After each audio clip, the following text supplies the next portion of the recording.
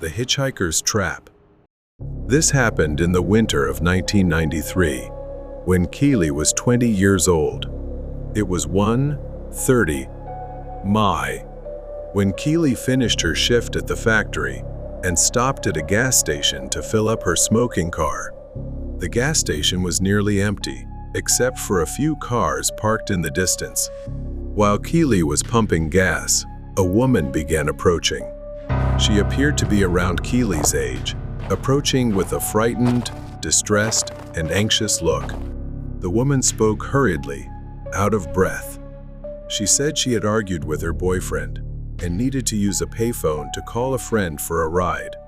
Keely listened, but her unease grew as the woman explained that she had been harassed and feared the men in a light green car parked next to the gas station's dumpster.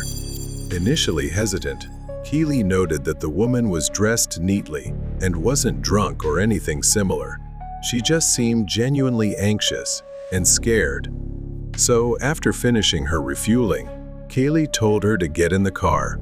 As they drove down a dark, quiet street, Keely asked where the woman lived. The woman kept glancing into the rearview mirror, fidgeting in her seat. She didn't answer Keely's question, just mumbled something incomprehensible. Then she asked Keely to take her to a house not far away on the edge of town. When they arrived, it looked unusual, almost abandoned. Keely asked skeptically, "You live here?" She simply told Keely the house was under renovation and asked her to wait outside for a moment. Keely reluctantly got out of the car and leaned on the hood. She called back, asking Keely to help her. Still trying to make sense of everything, Keely reluctantly agreed and approached the porch. However, as Keely neared the house, a sense of hesitation crept over her. Something about this house, and the woman felt off. Just as she reached out to touch the doorknob, a loud bang erupted behind her. Time seemed to freeze, and she felt a sharp pain at the back of her head. Everything spun as the pain surged, and the next thing she knew, she was collapsing onto the ground in front of the porch. Keely's vision blurred, but she could still see the woman standing over her with a smug smile. "Thanks for the help," she said, as darkness consumed Keely, punctuated by her chilling laughter. When Keely woke up, her wrists and ankles were tightly bound with rope. Her head throbbed with pain as she lay on the floor of a dark, filthy room reeking of mildew. Keely didn't dare move, but observed what was happening. The woman sat on a chair not far away, holding up her phone on a video call. "You should mind your own business," she said, not even glancing at Keely. Keely regained her vision and focused on the phone screen. It was a man standing next to a car, the same one she had seen at the gas station. He said he'd pick her up soon to catch more victims. She realized everything from the start had been a trap. Keely struggled against her restraints, her mind racing. She knew she had to act fast. Despite the pain, Keely, being the only woman at the plastic factory, had learned to handle such situations. She relied on her experience to quietly inspect and work on her restraints. Finally, the rope loosened slightly, but the woman began approaching Keely, so she decided to stay still, pretending nothing was amiss. When the woman seemed to sense something, she moved closer to Keely. The moment arrived, Keely sprang up, elbowing her in the face. She turned and kicked the woman hard with her bound feet, causing her to stumble painfully to the ground. That gave Keely the chance to free her legs and run outside. Keely dashed outside and got into her car. As she frantically started the engine, the woman suddenly appeared with a menacing smile. Somehow, she had gotten into Keely's car. "Mind giving me a ride?" Just as the car started, the woman, not wearing her seatbelt, was thrown forward as Keely hit the accelerator. Keely pushed the woman out of the car and drove off, calling the police to have them arrested. When Keely finally got home, She told her sister about the harrowing encounter. While relieved that Keely was safe, her sister scolded her for not going to the police immediately. After a few days of investigation, the police arrested the two criminals. Keely couldn't believe what had happened, but at least she had survived, and she learned a terrifying lesson about the hidden dangers in seemingly harmless situations. Night at the gas station. That night, snow fell, freezing cold. The wind howled as I drove into the parking lot of the gas station where I worked the night shift. I had been doing this job for a few months now, from 11 p.m. to 7 a.m., as it fit my personal schedule. My coworker's car was the only other vehicle in the lot. I parked next to it, bracing myself for a long night. Nothing but slow hours and an empty store ahead. After greeting my coworker and taking over his shift, I was alone for the rest of the night. As soon as the door closed behind him, I glanced at the task list my manager had left. It was short, just a few tasks that would take less than an hour to complete. Around midnight, a car pulled into the station, catching my attention. It was an old SUV, pulling up to one of the gas pumps. I glanced out the window for a moment before turning back to my phone. A few minutes passed, then 10. I glanced again, surprised to see the SUV still parked there. The headlights were off, the doors closed, but no one had come in to pay or use the restroom. A strange feeling began to creep over me. I grabbed my coat and stepped out into the freezing cold, the wind biting into my skin. The snow crunched beneath my boots as I walked toward the SUV. I peered through the window, calling out, "Hello? Is anyone in there?" But from what I could see through the frosted glass, the car was empty. A chill ran down my spine, not from the cold, but from the growing unease. There was no one in the SUV. But why would someone leave a car parked there, engine off, in freezing temperatures like this? I glanced down and noticed something strange. Footprints in the snow. They led away from the car, but not toward the front of the station. Instead, they extend toward the corner of the gas station. It was too cold for someone to just walk off and disappear like that. I hurried back inside to warm up. Once inside, I turned on the small heater next to the counter. Then a loud noise came from the back of the building. I turned around, looking through the rows of shelves in the station. Empty, nothing there. Slowly, I started walking toward the noise coming from the back of the gas station. There on the floor were small puddles of dirty water, the kind that could only come from melted snow. I followed the trail, leading me to the storage room in the back. I stopped at the door, and in the dim light of the storage room, I saw a figure half hidden among the shelves. He was standing there, tall, broad-shouldered, with a scruffy beard that gave him a disheveled, intimidating look. He was staring right at me. I stood frozen, trembling. My mind raced, trying to process what I was seeing. Who was he? How did he get in? Then he moved slightly, stepping forward. Instinctively, I backed away, my hands trembling as I reached for anything to defend myself with. My fingers touched a metal crowbar leaning against the wall. I gripped it tightly. I stammered, my voice barely a whisper. "Who are you?" But he didn't answer. As I raised the crowbar, the cold metal felt heavy in my hand. I warned him, telling him to back off or I'd call the police. He took another step forward. I screamed louder in desperation, "I'm warning you." I swung the crowbar through the air. He staggered back, slipping on the wet floor. He groaned, clutching his leg as if he twisted it in pain. The opportunity was there, and I didn't miss it. I bolted back to the front of the store. I ran to the counter, my hands shaking uncontrollably as I picked up the store phone and whispered to 911 for help. Every second felt like an hour as I waited. My eyes locked on the storage room door. When the police arrived, I pointed them to the back. 2 officers cautiously entered, flashlights raised as they swept the storage room. I expected to hear them shout out, telling me they'd found him, but instead, they emerged with puzzled looks on their faces. They found wet footprints leading out the back door, disappearing into the snow-covered forest behind the gas station. They followed the trail, but the vast, dark expanse seemed to swallow everything. He had vanished, leaving only a mystery. The SUV had been towed away. I still work the night shift, but every time I hear a noise from the back or see a car pull into the station, I get more cautious.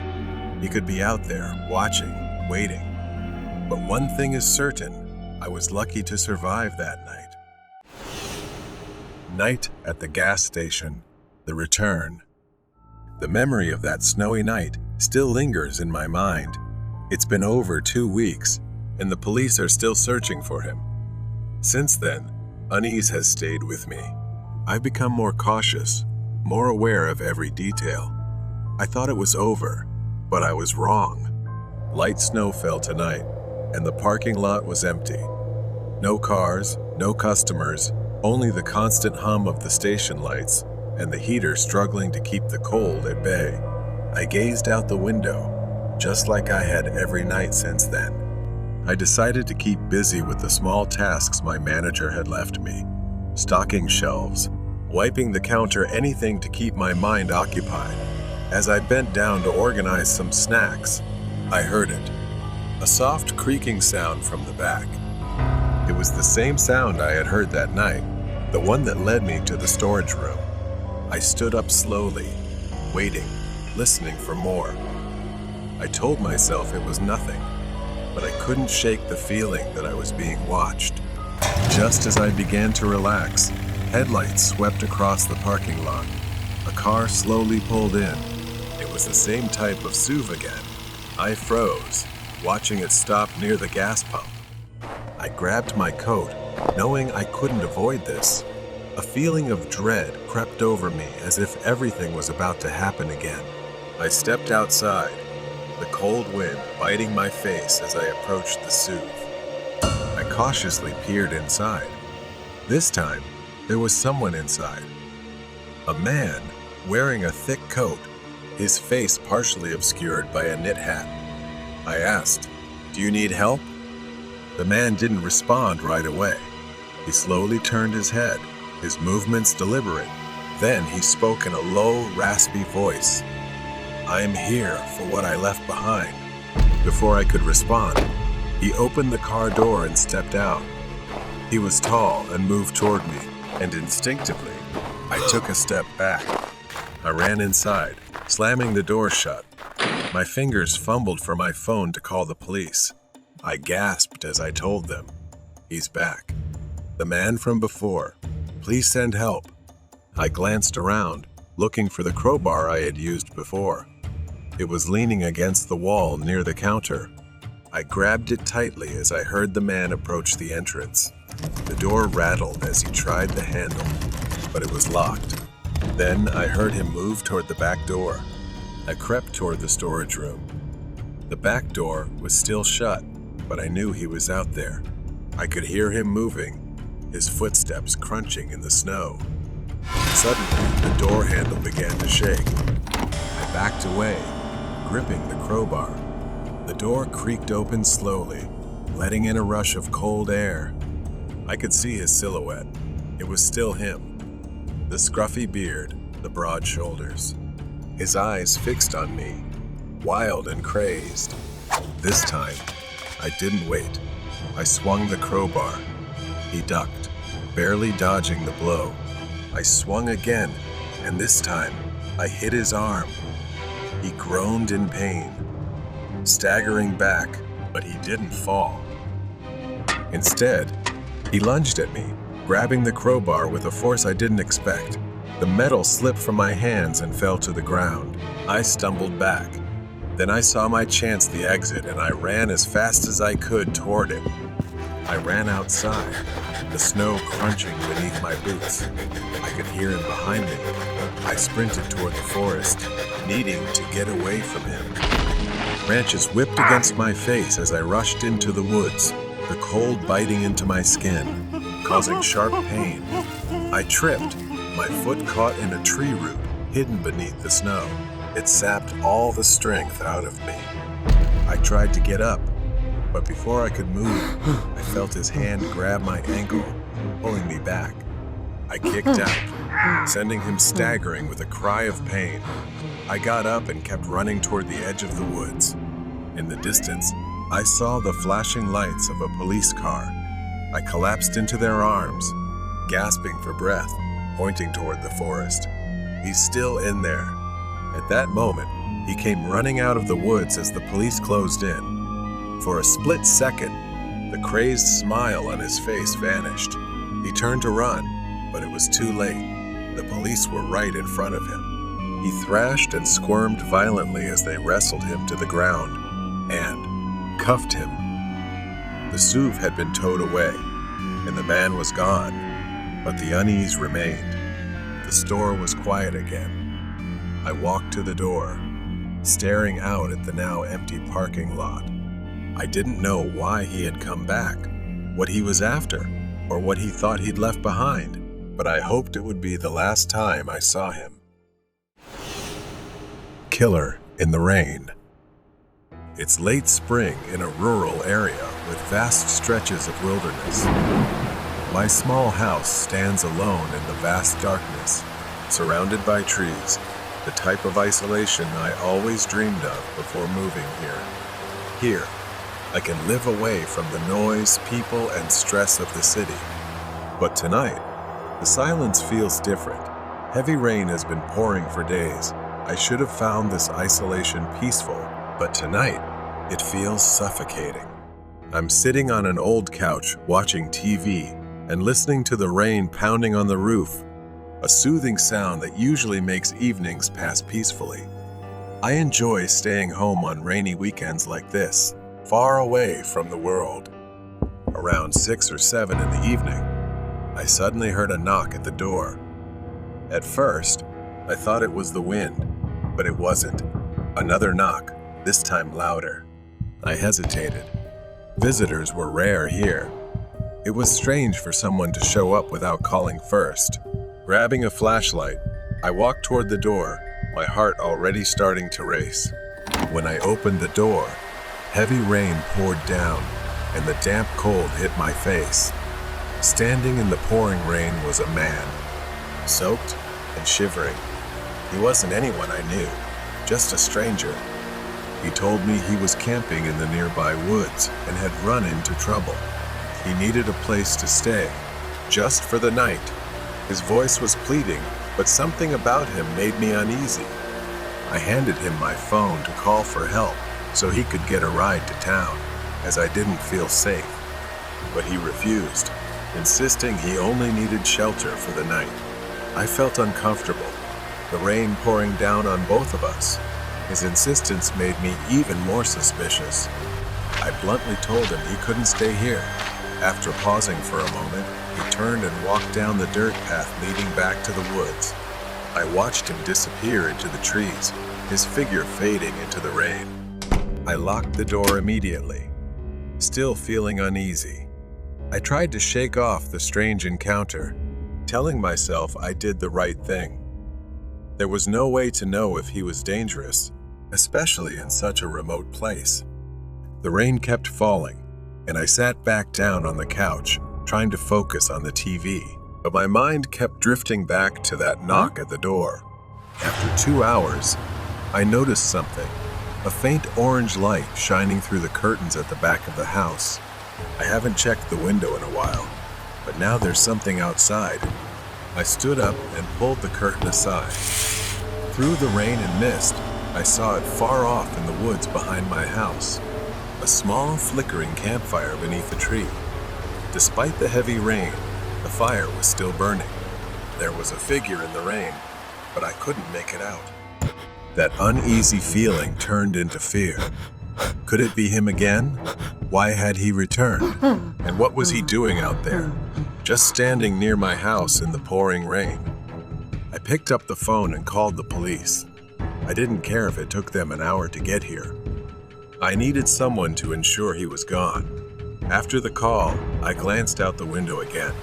The fire was still burning, but the figure had vanished. Panic surged through me.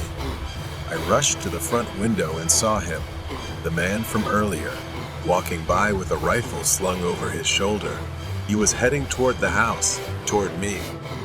I staggered toward the closet in the hallway, my hands shaking as I grabbed the handgun and rubber bullets. I had bought it for protection, but I never really thought I would need it. I didn't want to hurt anyone. I pressed myself against the wall, listening to the man pounding on the front door. This time it was harder, as if he was hitting it with the butt of his rifle. I had to do something. I couldn't let him in. I yelled that I had a gun and I called the police. I stood still, gun in hand, straining to hear any sign of movement. Moments stretched on, and finally, after what felt like an eternity, I looked through the peephole. The porch was empty. I cautiously stepped outside, gun still in hand, immediately drenched by the rain. I saw large footprints, caked in mud. He was probably gone, at least for now.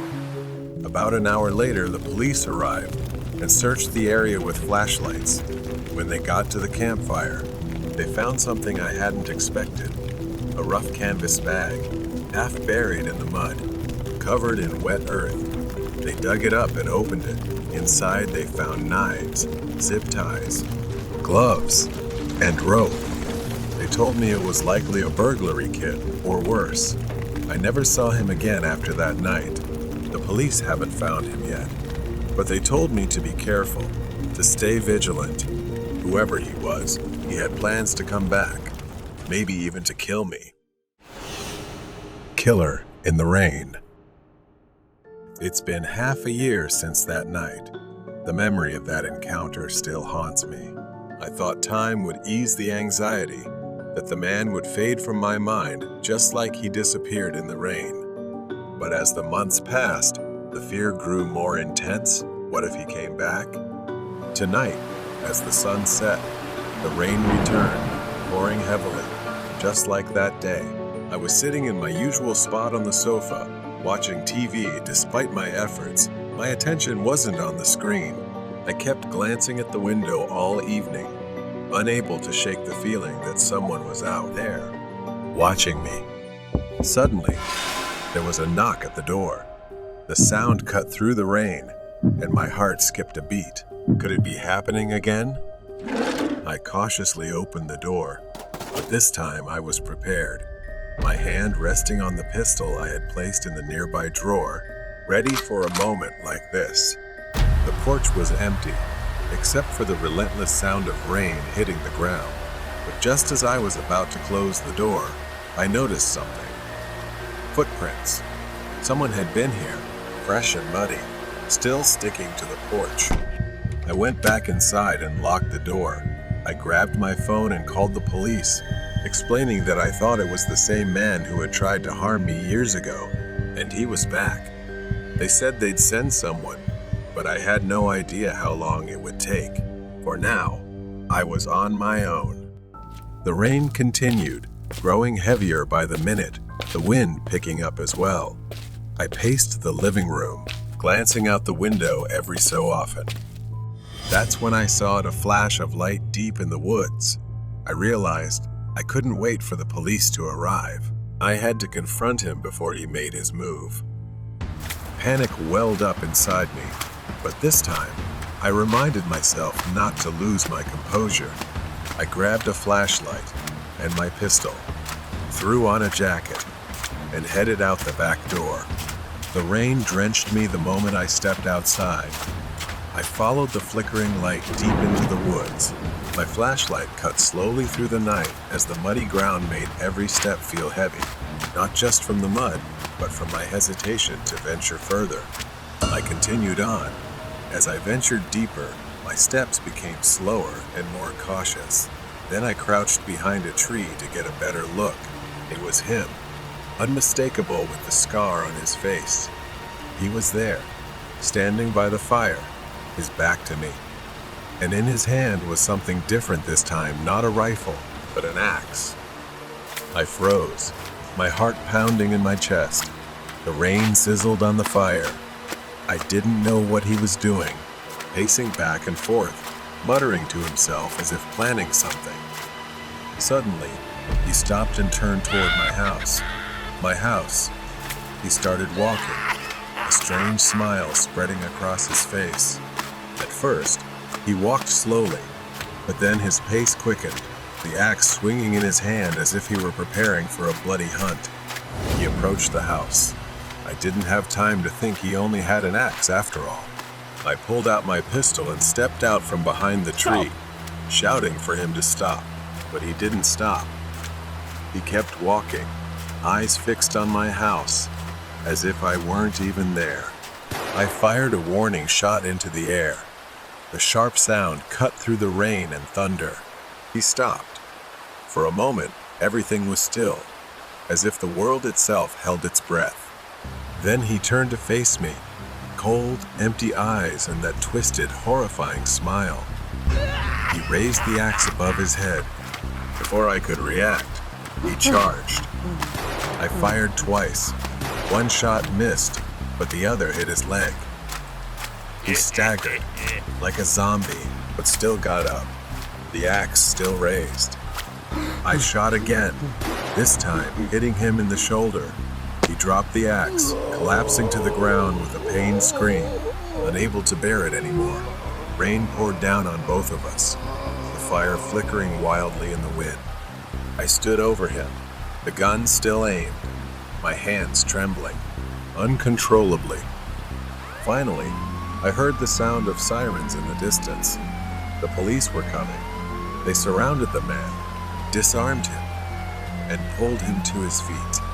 He glared at me as they dragged him away, his eyes filled with hatred. I returned to my house, locking the door behind me, and collapsed onto the sofa.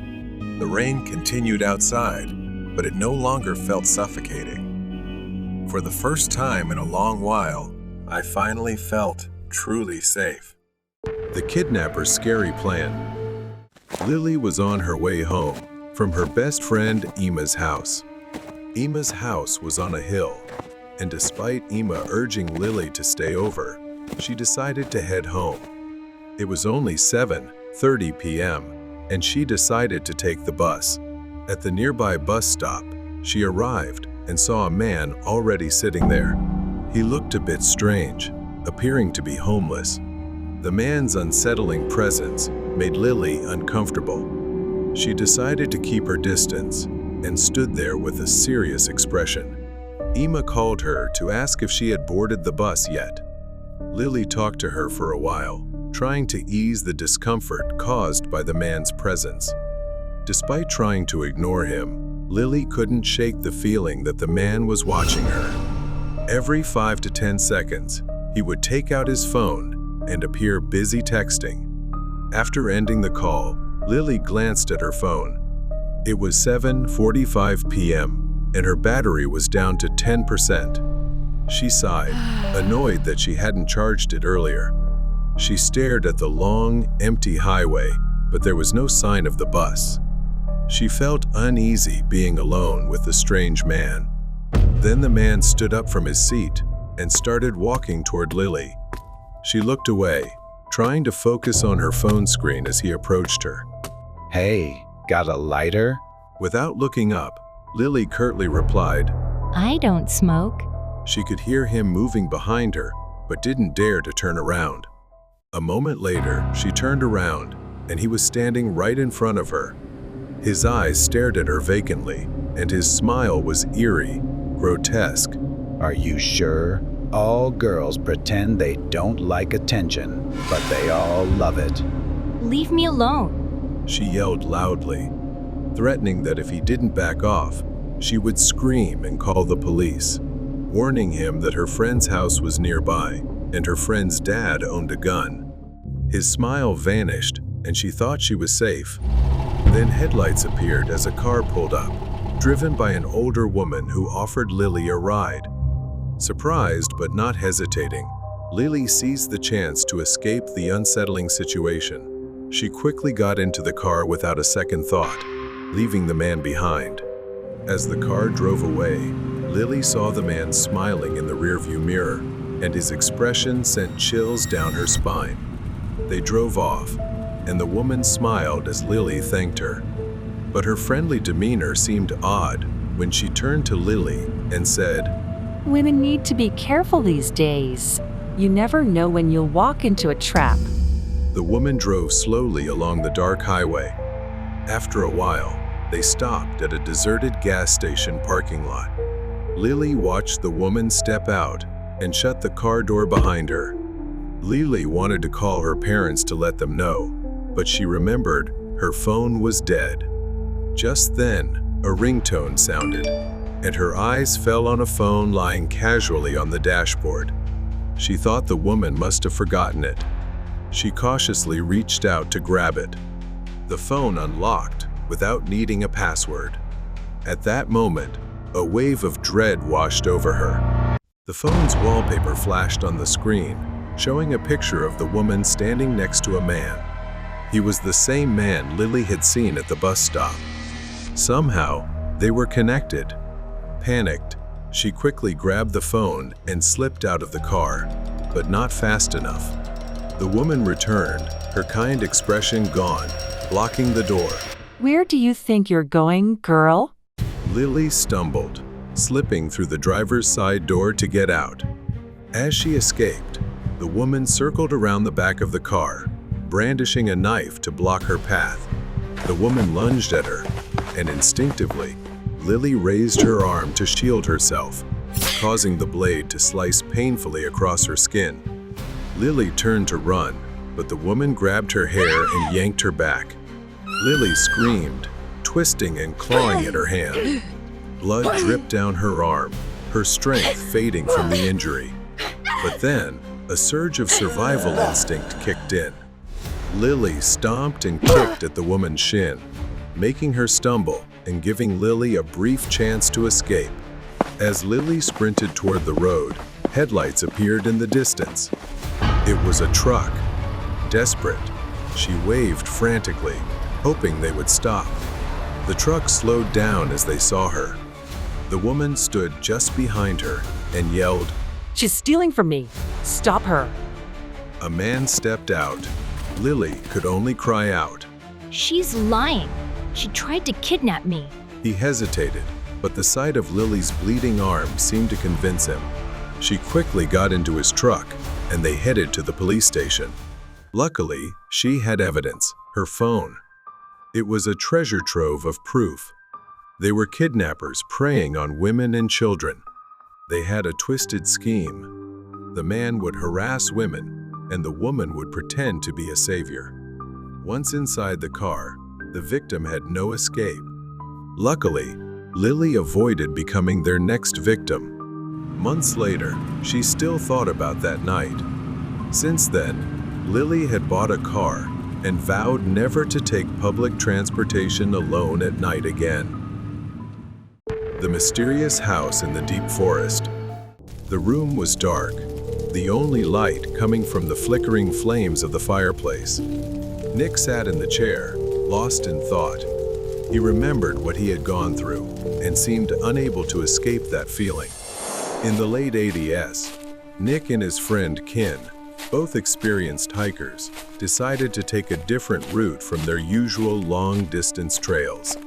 They passed through the woods behind the farm, intrigued by a nearby ranch that raised exotic animals like cassowaries, strange and out of place in the countryside.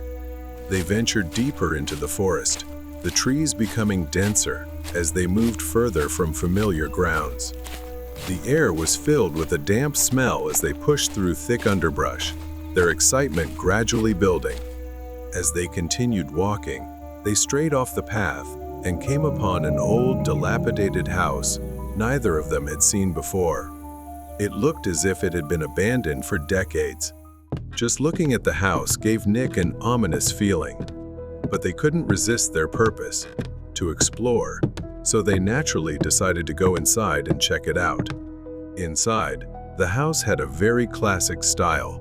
probably built in the late 40s or early 50s. But Kin saw and witnessed something even more terrifying. There were writings and symbols in strange, Latin-like languages about a worship ritual believed to be satanic or pagan. Some of the images depicted how to sacrifice human souls to an entity believed to be demonic, leaving them in disbelief. Kin exclaimed, as it was the first time he'd seen anything like it. To this day, and even at that moment, Nick still insists that some of the symbols painted on the walls were not merely red paint. The kitchen was cramped, and there was a narrow staircase leading upstairs. It was so tight that their shoulders would brush against the walls as they ascended. As they climbed the stairs, Nick felt a cold breath on the back of his neck. He glanced back, but saw only Kin behind him. Kin stopped midway, frozen in place, insisting that he had seen a shadow dart across the stairs above. Nick forced a smile to reassure him, even though he too felt something was off. Their fear seemed to be increasingly palpable. The upstairs was pitch dark, with a room at the end of a narrow hallway. Leading to it were strange, dried red streaks that looked like blood seeping into the floor. As soon as they entered the room, they were confronted with many similar strange symbols. What caught their attention was the sight of chains with handcuffs hanging from the walls, as if someone had tried to lock something or someone in this very room. Then, the faint sound of chains clinking filled the room. The chains hanging on the walls began to sway, as if moved by an unseen force, despite the windows being tightly shut and no breeze present. Suddenly, they heard a noise, footsteps approaching from behind, resembling the sound of heels tapping on wood, quickly ascending the stairs behind them. Terrified, they ran down the stairs, but found no one there. The house fell silent once again, except for their labored breathing. There were no new footprints, only the ones they had left when they entered. Too frightened to stay, they decided to leave the house. But no matter which direction they took or how they used the compass, they tried it more than 10 times that night, walking from every possible route or direction. Yet, they always ended up standing in front of the house's main door. They tried again and again, walking in every conceivable direction, but the result was always the same. Caught in a disorienting and seemingly hopeless loop, they became utterly exhausted and terrified. Standing before the house one final time, they were met with something far worse. At that moment, Kin nearly fainted before looking up and pointing to the front-facing window on the second floor of the house. Nick and Kin crouched, frozen in fear. There it was, a figure. Yes, they both saw it. A tall, shadowy woman stood at the window, staring at them. Though they couldn't discern her facial features, her large, dark eyes were unmistakable. Then, she vanished instantly. Overcome with terror, they ran as fast as they could through the forest, eventually stopping at the edge of a federal road about 3 miles from the house. To this day, they still don't know how they managed to find their way back. It felt like a miracle. 5 years later, Nick and Kin decided to return to the house. But this time, when they arrived, the house had completely collapsed, leaving only rubble and debris. Nick later stumbled upon an online article about the house. Don was a man with unusual behavior. He had locked his mother in the attic and abused her for years, then used the house for his own sinister purposes. The weight of the truth slowly sank into Nick as he learned about the story and the dark history behind it. Now looking back, Nick realized that some things are better left buried, and some houses should never be revisited. Home alone with a strange stalker. The house sat quietly in the suburban neighborhood, dark and isolated. The rain pattered against the windows, with occasional flashes of lightning hinting at an approaching storm, making everything feel more ominous than usual. Eva was watching a horror movie in the living room. Yet, every now and then, she couldn't help but glance over her shoulder, a part of her always feeling like something might be lurking behind her. After the movie ended, she went about her nightly routine, brushing her teeth, turning off the lights, and heading to bed. However, her peaceful sleep was interrupted around 1 a.m. when she heard a voice downstairs calling her name. At first, she wasn't sure what was happening. The voice sounded oddly like her sister's, but Eva couldn't be certain, especially since her sister rarely came home. She got out of bed and walked down the hallway. The house was pitch black, the thick silence broken only by the sound of her footsteps. She entered the kitchen. The lights flickered, and Eva saw something. A knife lying on the kitchen floor, one she distinctly remembered cleaning and putting away earlier. She looked around, but no one was there. A few days later, she still hadn't shaken off the feeling. Eva tried to relax by watching TV, and at some point, she fell asleep there. While asleep, she heard a faint rustling noise. It seemed to be coming from the kitchen. A light flickered near the refrigerator. She cautiously approached. The scene sent chills down her spine. Lily? She softly called, but there was no response. She moved closer. Her sister appeared to be sitting with her back to the refrigerator, eating something in an almost frantic manner. Something about the way she was eating felt off. She wasn't sure it was really her sister. Exhausted, Eva chuckled to herself, thinking perhaps her sister was just really hungry, trying to steady her trembling hands. She dismissed the thought, assuming it was her sister, and went back to her room, too tired to care. The next morning, before heading to school, Eva saw her sister. Eva asked her about the strange encounter. Were you okay last night, Lily? Why were you home so late? Lily looked surprised and confused, unsure of what Eva was talking about. She told Eva that she had worked the night shift and hadn't come home last night. Lily assumed Eva must have been sleepwalking. Eva froze. The woman she saw eating frantically in the kitchen wasn't her sister. But then, who was it? As usual, Eva finished dinner and began tidying up in the kitchen. Suddenly, the lights went out without warning. She stumbled in the darkness, trying to locate the light switch. As her hand reached out for the switch, she felt an icy presence standing behind her. A chill ran down her spine as she glimpsed a reflection in the refrigerator door. It was a figure resembling her sister, grinning unnaturally wide. She thought it must be a hallucination, a trick of her mind. That night, Eva struggled to sleep, tossing and turning in bed. Eventually, she dozed off, but was abruptly awakened by the sensation of the bed shifting beside her. Her eyes flew open in shock. She turned and froze. It wasn't a woman, but a man with a beard sitting on her bed. His lifeless eyes bore into hers as he spoke in a calm, haunting voice. Eva, my sister. Eva screamed and bolted from the bed. The man disguised as her sister chased after her, laughing slyly. She ran, desperate to escape. At the door, she fumbled with the handle in panic. Just as she managed to open it, he, still in his disguise, grabbed her arm and laughed triumphantly. Eva struggled, grabbing a lampstand from a nearby shelf and smashing it against his face.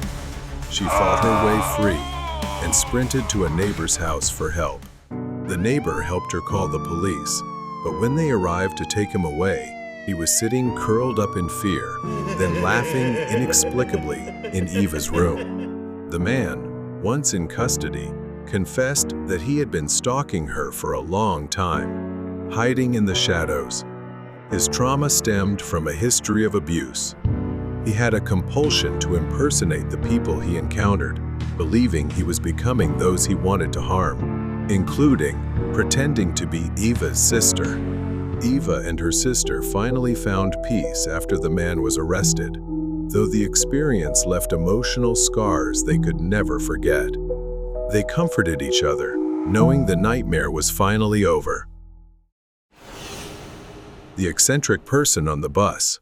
The cold and quiet night in a small town. Bella often took the bus to get to her workplace. Every day, Bella waited at the same bus stop, quietly watching the world pass by while sipping her coffee.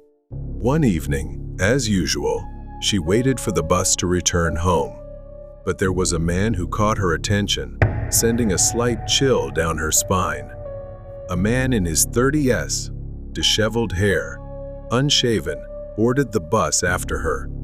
He sat a few rows behind her, but she could feel his eyes on her, though she didn't dare turn around. There was something strange about his presence. Every day on the bus, that man reappeared, always boarding right after her, and his strange behavior began. At first, he walked by and left behind a crude and eerie doll, saying, "This is for you," a gift, before quickly walking away. Bella found it odd and didn't pick it up, ignoring it and moving to another spot out of fear. Sometimes, he would mumble to himself in faint, incomprehensible whispers. Bella grew increasingly uncomfortable, but brushed it off, chalking it up to just an eccentric man. After all, he was just another bus passenger. As days passed without seeing him, she began to feel relieved, thinking she might have overreacted.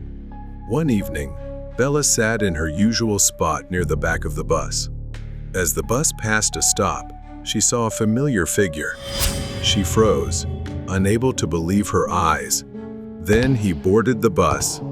She avoided looking at him, pretending not to notice. She sighed in relief as he walked past, but her relief didn't last long as he doubled back and sat right next to her, despite plenty of empty seats around. She didn't dare move. He didn't look directly at Bella, but occasionally glanced at her from the corner of his eye. Then, suddenly, he turned his head toward her, locking eyes with her for a brief moment. His eyes were wide, unblinking, and hollow, sending chills down Bella's spine. At the next stop, he said nothing, simply placed a small piece of paper in her hand and got off the bus immediately, leaving her stunned. Throughout the ride, I didn't dare to open it. When I finally did, curiosity got the better of me. The note read, "I will follow you." Bella's heart raced as she hastily got off the bus. Bella hurriedly stepped off the bus and started walking faster, but then she heard footsteps behind her. When she turned around, no one was there. As soon as she entered her room, she locked all the doors and pulled the curtains tight, trying to shake the feeling of being watched. But then, from the window, she saw his figure lurking at the edge of the road, watching her. She couldn't tell if it was real or just her imagination driven by fear. The next day, Bella took a different route to work, avoiding buses entirely. But paranoia crept in.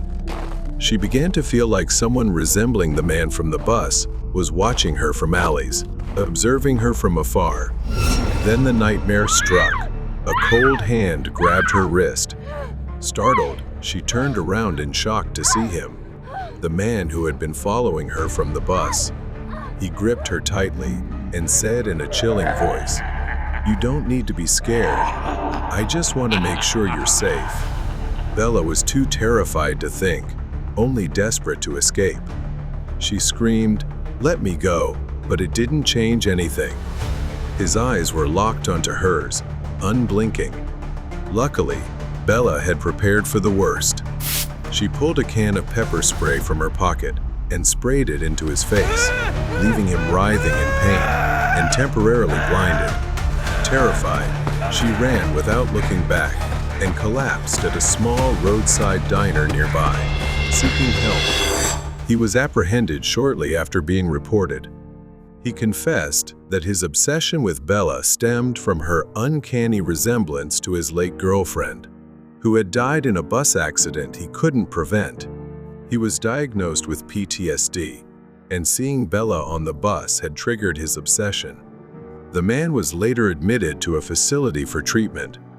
Bella, though still haunted by the events, found solace in knowing that the man wasn't truly a threat, but a broken soul lost in his past. But after all, everything had finally come to an end. Uber drivers, weird night.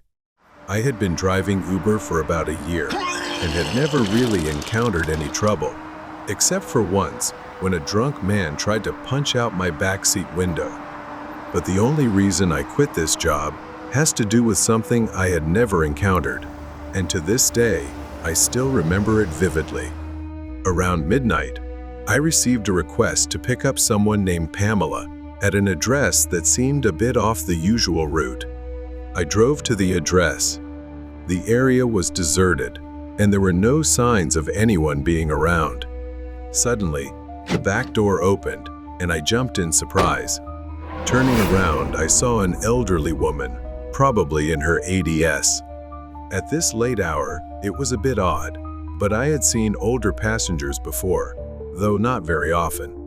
She silently struggled to get into the back seat, and I noticed her hollow, empty eyes, as if she had just woken up from a coma and couldn't make sense of what was happening around her. "How's your night, Pamela?" I asked cheerfully and friendly, but she didn't respond. A beep from my phone. A destination popped up. It was quite nearby, but I had never heard of it before, so I felt a little uneasy. I drove, trying to push that strange feeling out of my mind. The city blurred by in a haze. But then, a voice, low and raspy, finally spoke. "Why aren't you taking me to that address?" she said to me. I told her I was taking her there, and it was still quite a distance. I replied, trying to stay polite. But the uneasy feeling, something wasn't right, kept growing. Then she started yelling at me, demanding I stop the car. It felt a bit rude, but what I needed to do now was stay polite. I wanted her out of my car, so I happily complied and stopped. I complied, stopping the car at a quiet corner just a few blocks away. I tilted my head to glance over my shoulder to wish her good luck, as it was part of my daily routine. But when I turned back, Pamela was right in front of my face, just millimeters away, hovering between the two front seats. I froze. Her eyes were white, sunken deep into her face. Her mouth was wide open, gasping for air, as if struggling and laboring to breathe. I stammered, "Pamela, are you okay?" Then her hand touched my shoulder. It was cold as ice, seeping into my skin and bones. Her pupils rolled back into her head, leaving her eyes completely white. My mind couldn't comprehend anything, and I began to fear for my own life. Before I could say anything, she leaned close to my ear and whispered in a chilling voice, "Go to the stairs tonight." I looked at her, confused. Pamela didn't say anything else, then climbed out of the car. I watched her shuffle toward a dilapidated building and disappear inside. I whispered to myself, not knowing what the hell had just happened. That night, I turned off the app and drove back to my apartment. When I arrived at the building, I sat in my car for about 10 to 15 minutes, trying to make sense of the woman's words. Eventually, I calmed down and went inside the apartment. I had just moved into this place because the rent was cheap, and it was an old building. People always complained about the maintenance and facilities. It really needed repairs, but the landlord never cared. I lived on the 6th floor. I went to the elevator and pressed the button, watching the numbers slowly go down. There was no one else in the lobby, but I couldn't shake the chill running down my spine. The numbers on the screen flickered. Suddenly, I heard a hoarse whisper, cold and close to my ear, "Close it." I jumped, looking around, but there was no one there. Pamela, is she following me? Sweat beaded on my forehead, and I decided I couldn't wait any longer. I sprinted toward the stairs, almost crawling on all fours as I climbed. The darkness below seemed to be chasing me. When I reached my apartment, I slammed the door shut and sat on the floor. Suddenly, I heard a loud crash. It sounded like something had collapsed to the ground, and the fire alarm went off, with people screaming. I opened the door and saw other tenants looking down the hallway, talking in panic. The elevator, it malfunctioned and crashed. The landlord was handcuffed and led away, charged with endangering tenants by neglecting maintenance. Other residents were shouting at him, angry at his irresponsibility. I stood still in disbelief that I was alive. As the police took the landlord away, I overheard two tenants talking, saying they remembered him once saying he had fixed it, but Mrs. Miller still died, crushed. They couldn't even imagine how terrified she must have felt when the elevator fell. "Who are you talking about?" I asked. One person answered, "That's Pamela Miller, the woman who lived in your apartment before you. She died in that very elevator, but somehow, the landlord got away with it. I still visit her grave sometimes. God bless her." My head spun as I tried to understand. I had just driven a woman named Pamela. I realized that the woman I had met wasn't just a strange passenger. I had encountered something beyond my understanding. Maybe she was trying to warn me so I wouldn't meet the same tragic fate as hers. Message on the mirror. Lily was living in an old apartment, a temporary home. The unique feature of the apartment was the mirrors. They reflected every corner of the space. Some were framed with antique designs, while others appeared worn and aged. Although Lily found them beautiful, they sometimes exuded a strange, unsettling feeling. Lily sat on the couch, reading a book. The apartment was enveloped in silence. Suddenly, Lily stopped. She heard footsteps. She sat still, listening. The sound continued, but when she looked around the room, no one was there. She shivered, pulling the blanket tighter around herself. Lily got up and glanced at the mirrors along the hallway. In the dim light, each mirror reflected her image, but with a strange distortion. A slight chill ran down her spine, but she ignored it. Lily stood in front of the bathroom mirror. The overhead light flickered as she washed her face, but she stopped when she saw something strange in the reflection.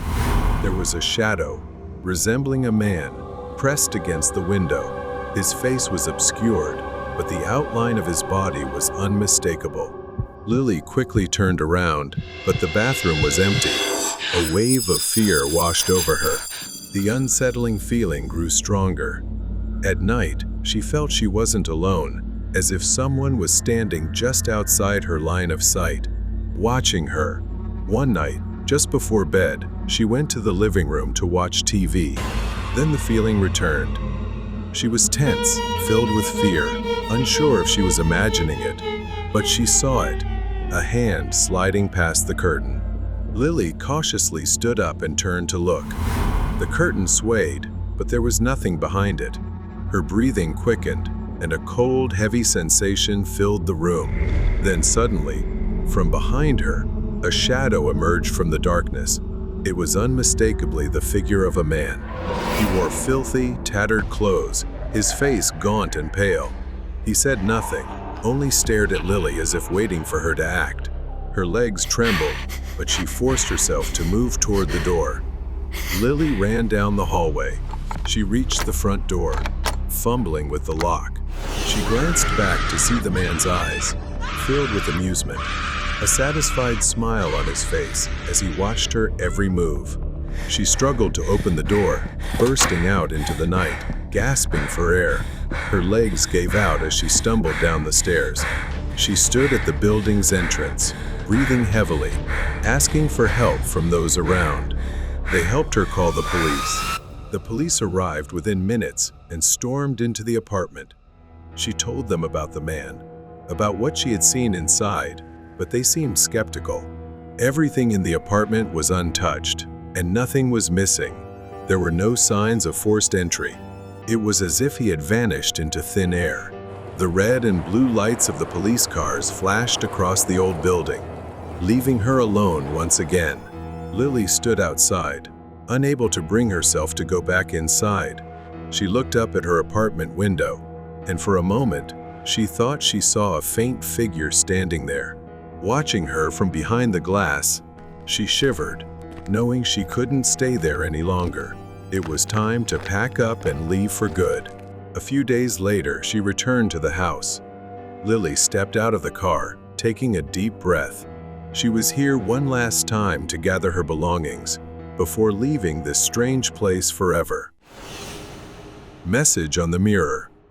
The hallway seemed darker than before. The dim lights flickered weakly as she walked down the narrow corridor, her footsteps echoing faintly. Lily paused for a moment before the door, hesitating as her hand hovered over the doorknob. Then she slowly opened the door and stepped inside. The familiar chill hit her as she entered the apartment. She was ready to leave this place behind. As she walked through the living room, she caught a glimpse of herself in one of the mirrors. Her reflection looked almost unfamiliar, distorted by the unease she felt. Lily looked away, trying to focus on packing her belongings. Walking down the hallway, she came across an old mirror covered in dust, one she had never noticed before. It sat at the end of the hallway, almost forgotten beneath its dusty covering. She moved closer to the mirror. It was coated with a thick layer of dust, but something about it drew her attention. Slowly, she pulled the cloth away. She shuddered at what she saw. Written faintly in the dust on the mirror were the words, "Hello," and just below it, "I like you." Lily held her breath as she stared at the mirror. Had it always been there? She tried to reason with herself, convincing herself. It must have been there for a long time. She shook her head, trying to ignore the growing paranoia. Lily went into the bedroom, hastily gathering her belongings to pack and leave. As she passed the bathroom, a sudden chill ran down her spine. She stopped, slowly turning her head to look inside. Lily's heart skipped a beat. The bathroom sink faucet was running. She was certain she hadn't left it on. She cautiously stepped into the bathroom, her eyes fixed on the mirror. A message appeared on the fogged glass. "You are mine." Lily froze in terror. She had heard horror stories about people secretly living in others' homes. Was she unknowingly a victim? Trembling, she reached out to turn off the faucet. Slowly, she extended her hand and touched the surface of the mirror. She was shocked to feel a small latch, and the mirror suddenly moved, swinging open like a door. Lily staggered backward as the mirror revealed a hidden space behind it, larger and darker than she could have ever imagined. Then her heart nearly stopped. A face emerged from the darkness. It was a man, his hair disheveled, his wide eyes and a toothy grin, the shadows seemingly swallowing his body, making him appear as just a floating head. Below, the floor was cluttered with clothes, various trash, and some personal belongings. Panic surged through her. Lily turned, grabbed her keys, and bolted out of the bathroom. Lily burst through the front door of the building. She ran to her car, slammed the door shut, locked it, and called the police. The police arrived quickly. The man was eventually caught, still wearing that unnerving, unnatural smile. The police searched the apartment. They discovered a hidden space behind the bathroom mirror containing personal items, canned food, and things Lily recognized as her own. The man had been living there, watching her, moving around the apartment whenever she was out. When they apprehended him, he refused to explain or answer any questions from the police, sometimes sulking, other times aggressive, appearing mentally unstable. Lily felt incredibly lucky that the man was merely an agitated intruder and not a murderer. Otherwise, things could have been far worse. She started the car, glancing at the apartment one last time. Then she drove away, leaving the apartment and its horrors behind. Stranger on the way home. I was driving home on a quiet, deserted road, my headlights cutting through the thick darkness. A familiar road I had traveled countless times. I was still about 10 minutes away from home when my car began to slow down. Confused, I pressed the gas pedal, but the car continued to lose speed. Panic set in as I realized the problem I had run out of gas. I suddenly remembered the low fuel warning light had come on, but I had forgotten about it, and in my rush, I had completely missed stopping to refuel. My car stalled, leaving me stranded in the middle of nowhere. I stepped out of the car, the chilly night air biting at my skin. Glancing at my phone, I saw the worst: no signal. I wasn't surprised. This road had no reception. I stood there for a moment, weighing my options. It was nearly midnight, and there was no point in calling anyone. My friends were likely already asleep. I knew the area well enough to remember a gas station about a mile away. It would take 20 minutes to walk, maybe less, and the weather was fairly mild. So I decided I would make the quick trip. I grabbed an empty gas can I kept in the back of my car for my lawnmower. At least luck was on my side in some small way. There were no streetlights, only dense forests on either side. The road was eerily quiet. Only one or two cars passed by, their headlights briefly illuminating the empty road before vanishing into the night. As I walked, my footsteps crunched on the gravel by the roadside. Every sound seemed amplified by the stillness. I felt a bit uneasy, but I kept walking. Then, I heard it. It was the sound of a car engine behind me. I stopped and turned around. A pickup truck was slowly approaching the spot where my car had broken down. My first thought was that they might stop to help, and for a brief moment, I considered asking for a ride. But then I saw them, two men. They got out of the truck, their faces quickly obscured by black masks pulled over their heads. One of them shined a phone flashlight into the window, while the other knocked on the door. They tried to open it, but of course, the doors were locked. I crouched down and moved closer to the edge of the forest, hiding in the shadows. Maybe they hadn't seen me yet, but they were rummaging through my car. Panic rose in me when one of them turned and looked in my direction. Suddenly, he started walking toward me. I froze. The other man got back in the truck, and I heard the engine roar as it sped forward, heading straight for me. I didn't have time to think. I sprinted into the forest. Behind me, I could hear the man crashing through the undergrowth, chasing me. I couldn't stop. I couldn't let them catch me. In what felt like an eternity, I ran through the edge of the forest, dodging trees and leaping over fallen logs. After a few minutes, I saw a large, isolated house ahead of me. I ran behind the house, pressing myself against the rough, cold brick wall. My chest heaved as I tried to catch my breath, my ears straining to hear any sound of pursuit. I crouched there for a few minutes. Finally, I dared to move, cautiously slipping through the backyard toward the old path. I didn't want to knock on the door because it was too late, and I didn't want to cause them any alarm. I walked on high alert, every sound making me shiver. I looked around the area. No truck, no sign of the men. I continued walking toward the gas station. Another car came, and without thinking, I rushed back into the forest, hiding until the sound of the engine faded away. Finally, the gas station appeared in front of me. I felt relief as I filled up the gas canister. When I finally made it back to my car, I shakily poured the gas into the tank. I drove straight home, too scared to look back. As I sat in the safety of my own home, I couldn't shake the thought of those men, and I realized how lucky I was to have made it home safely. The ghost of a mother in the forest. I was never someone who truly believed in ghosts. I always thought they were just products of imagination, created to explain the unexplainable. But everything changed when I was in that cursed forest.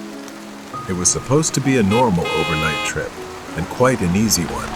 The locals whispered about the forest being haunted, but I didn't pay much attention to that. The road was rough, and the darkness grew thicker as I drove deeper into the forest. My headlights barely cut through the fog, so I had to be more careful. Then suddenly, she appeared. An old woman stood in the middle of the road, hunched over, her eyes fixed on me as I stopped. I honked, but she didn't seem to hear, so I opened the door and shouted for her to move so I could pass. She didn't react at all. Instead, she slowly turned, looked straight at me, and asked, "Have you seen my daughter?" She kept asking, her voice growing more desperate. Then suddenly walked away, sobbing, leaving me confused and shaking. In my mind, I tried to dismiss the encounter with the woman as I continued my journey, but her words kept echoing in my head, gnawing at my sanity. When I finally made it out of the forest at dawn, I stopped at a small grocery store.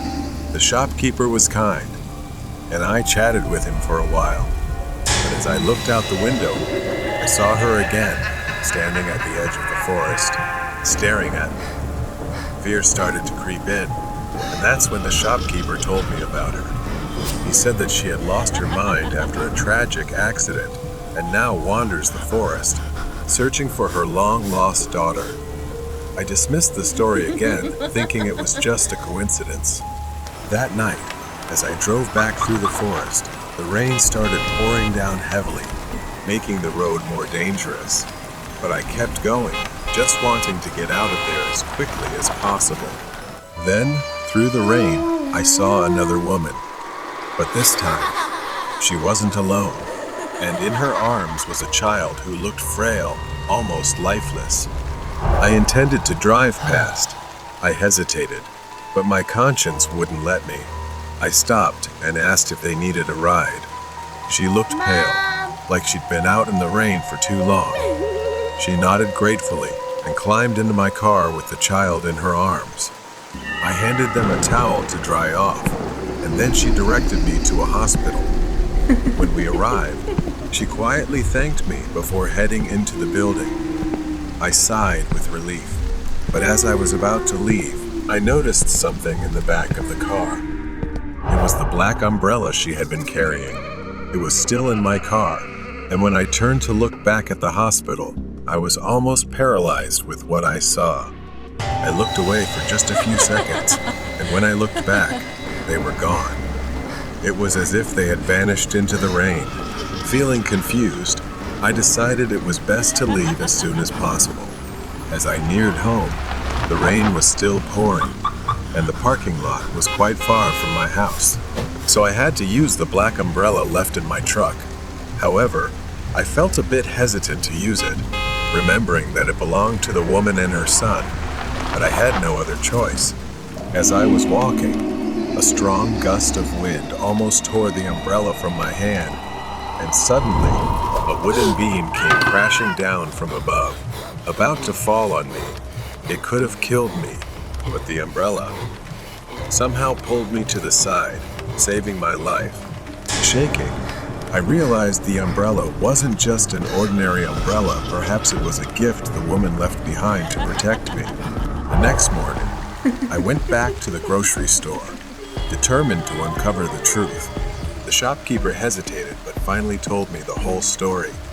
The woman and her child were spirits, doomed to wander the forest after a tragic accident. She died trying to protect her son. It happened on a stormy night when she was shunned and refused help by passing travelers. Some even splashed her with mud. She used her body to shield the child, but unfortunately, she slipped and fell off a cliff. On rainy days, if drivers refused to give her a ride, she would mysteriously appear in their cars and haunt them. Feeling a deep sense of injustice, she continues to seek out and punish those who don't help them. The old woman, unable to bear the unbearable pain of losing her daughter and grandson, went mad shortly after. Since that horrific accident, the villagers have often seen her holding a black umbrella, muttering nonsense. With a heavy heart, I visited their graves, returned the umbrella, and expressed my gratitude. As I walked away, I knew my life had changed forever. I had encountered something beyond the realm of the living, and from that day on, I would never doubt their existence again. The eccentric stranger in the hotel. Kit always remembers that terrifying day.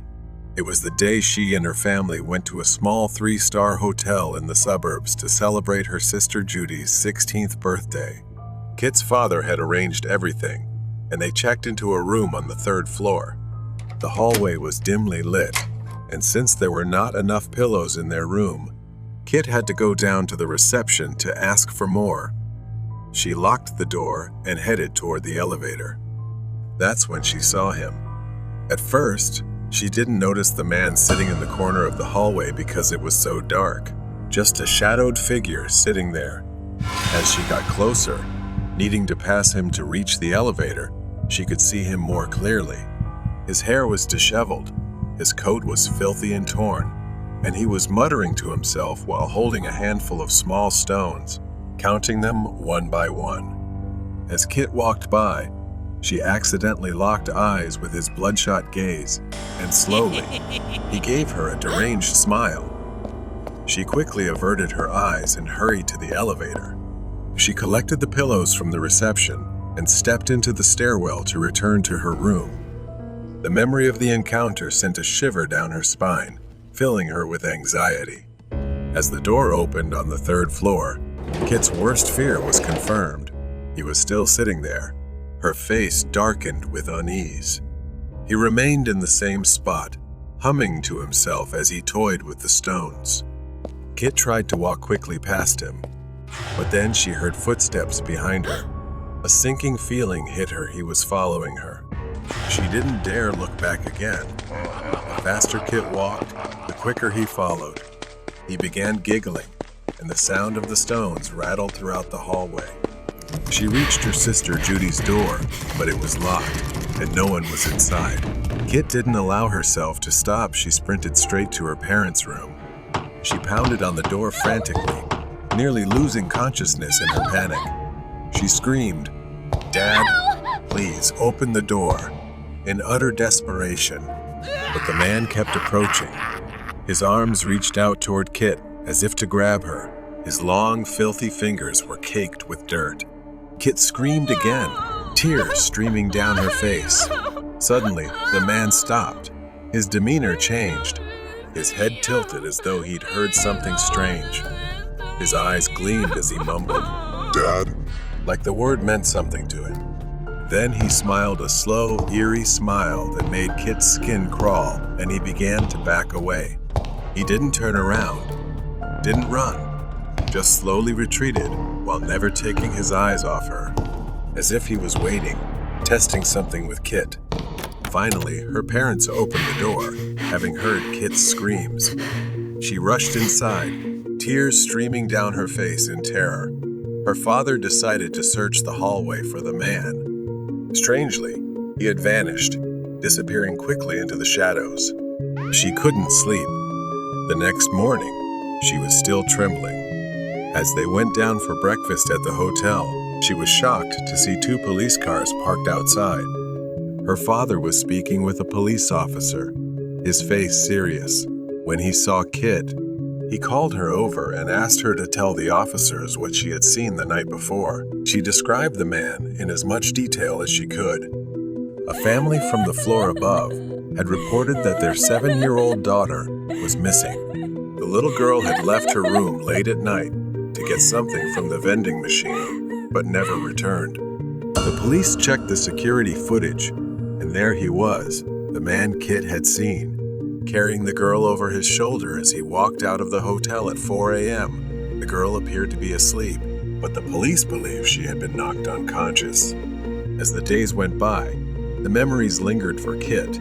She couldn't sleep, constantly imagining his figure sitting in the corner of her room. Even the smallest noise would send her into a panic, leaving her breathless with fear, and she no longer wanted to leave the house.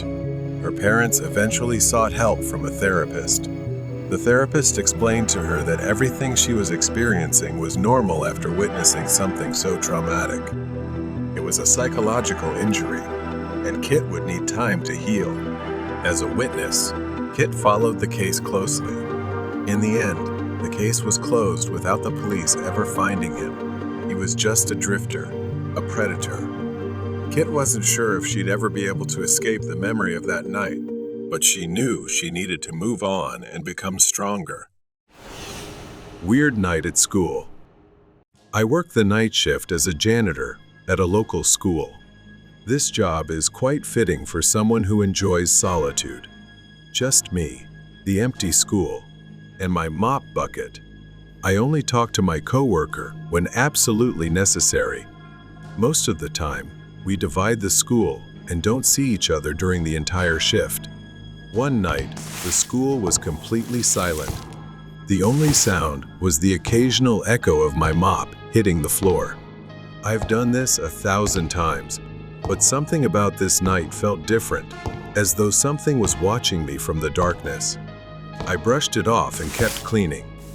I put on headphones, playing music low enough to still hear if someone was around, but everything seemed normal.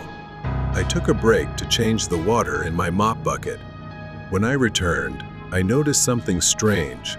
The wet floor sign I had placed earlier had fallen over. I sighed and stepped forward to pick it up, but that's when I saw them. Small, wet footprints leading away from the sign and down the hallway. I followed the footprints, which led to the staircase heading up to the second floor. I stopped, trying to listen for any sound. Then, I saw something move out of the corner of my eye. It was fast, a flicker of motion at the end of the hallway. I rushed to the end of the hallway, but no one was there. At that moment, I heard faint laughter, the giggling of a child. It echoed through the empty school, sending a chill down my spine. I turned, searching for the source, but saw no one. A loud crash suddenly broke the silence. The sound came from the first floor. My mop bucket had been tipped over, spilling water into a large puddle. My blood boiled with frustration. Someone was messing with me, and I wasn't in the mood for games. I grabbed a dry mop and started cleaning up. I couldn't shake the feeling of being watched as I tried to figure out what was happening. Were there students still in the building? Had someone snuck in after hours? I decided to talk to my coworker. Maybe she had seen something too. She laughed and told me I was joking with her. She looked at me, completely puzzled, shaking her head. I've been here the whole time. I couldn't make sense of it. I left her workspace and went back to finish my shift. Another hour passed. I was trying to make up for lost time when, without warning, the entire school went dark. For a moment, I was surrounded by darkness. Then the emergency lights flickered on, bathing everything in a dim red glow. It felt like the entire building had turned into a horror movie set. I knew where the electrical room was, so I decided to head there. But before I could reach it, I heard a scream, my coworker's scream, echoing through the school, filled with terror. I ran toward the electrical room, fear welling up inside me. When I reached the door, I noticed it was slightly ajar. When I pushed the door open, I expected to see my coworker inside. Instead, there was a figure standing in the dark. I couldn't tell who it was, but something about it felt off. The figure moved closer. Before I could pull out my phone, it lunged forward and slammed the door shut in my face. Panicked, the first ran away. I needed to find my coworker.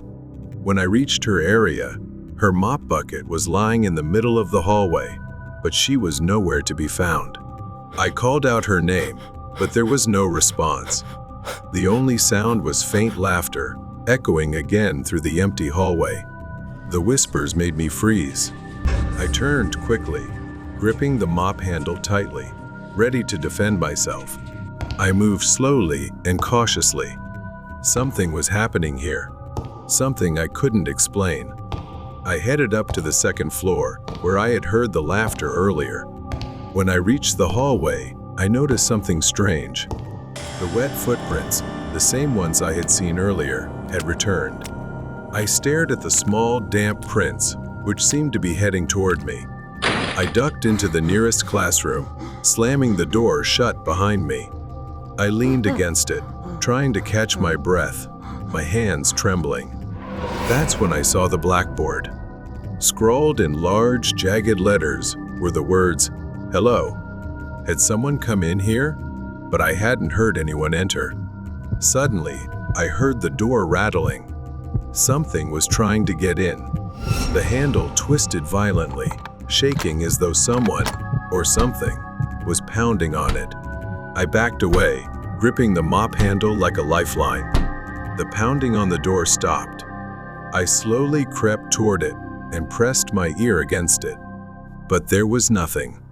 I reached for the doorknob, turning it as gently as possible. I cracked the door open slightly and peered into the hallway. I cautiously stepped out, scanning for any signs of movement.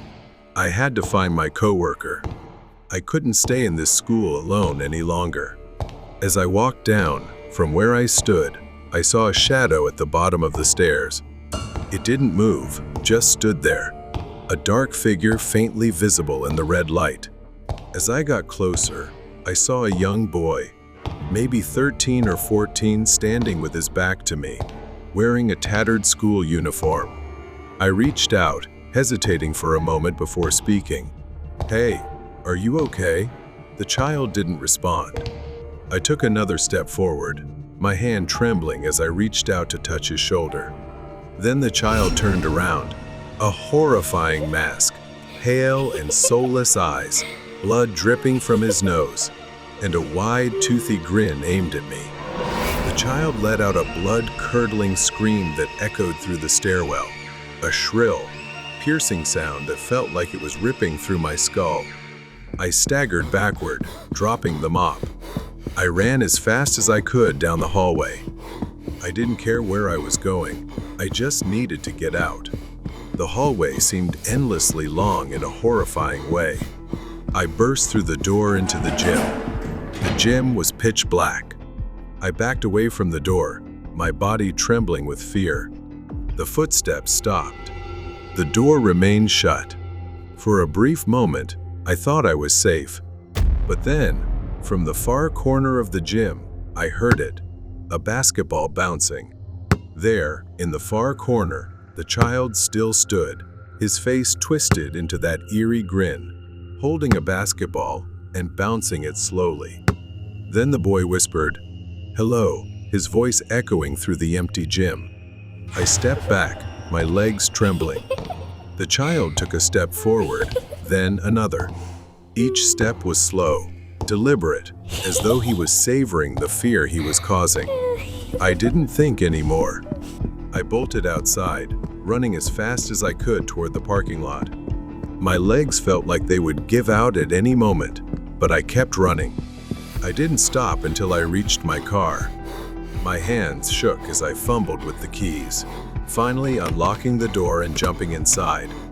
As I started the engine, I looked back at the school. In one of the second-floor windows, I saw the child standing there, staring down at me with that twisted smile. I hit the gas and sped out of the parking lot. The image of that child burned into my mind. I didn't return to the school the next night. I never went back there again. The stalker in the forest. The sun barely peeked through the dense pine trees as I drove north, my truck loaded with skiing gear and camping supplies. This time, my friend Leo and I had planned a skiing trip in a remote area, miles away from any ski resort. After a few hours of driving, I parked my truck at the base of an area that looked decent with several hills. But I stopped there because I really couldn't drive any further due to the trees. Leo and I unloaded our gear, struggling to walk a quarter mile to a clearing where we set up camp. It was an incredible amount of work with all the stuff we had to carry. In a small clearing among the trees, we pitched the tent, laid out our sleeping bags, and organized our gear. After setting up camp, we began hiking up the hill, carrying our snowboards and keeping an eye on the steep slopes. The ascent was quite challenging, but I felt thrilled as we climbed higher. We snowboarded down several slopes, one after the other. But as I neared the bottom of a slope, I lost sight of Leo. I assumed we'd meet at the base or regroup at camp. It wasn't unusual for us to take different paths down the hill. I called him on the radio, but all I got was static. Maybe he was still skiing and had started down alone. My eyes scanned the trees for any sign of him. When I reached the base of the hill, I walked and spotted another figure emerging from the woods. A skier, wearing a mask and dressed in layers. He approached me, seeming friendly beneath the ski mask, asking where the best hills were and if we were camping. He explained that he and his wife were looking for a good place to camp near others and asked if I could lead him to my campsite, though I really didn't want to.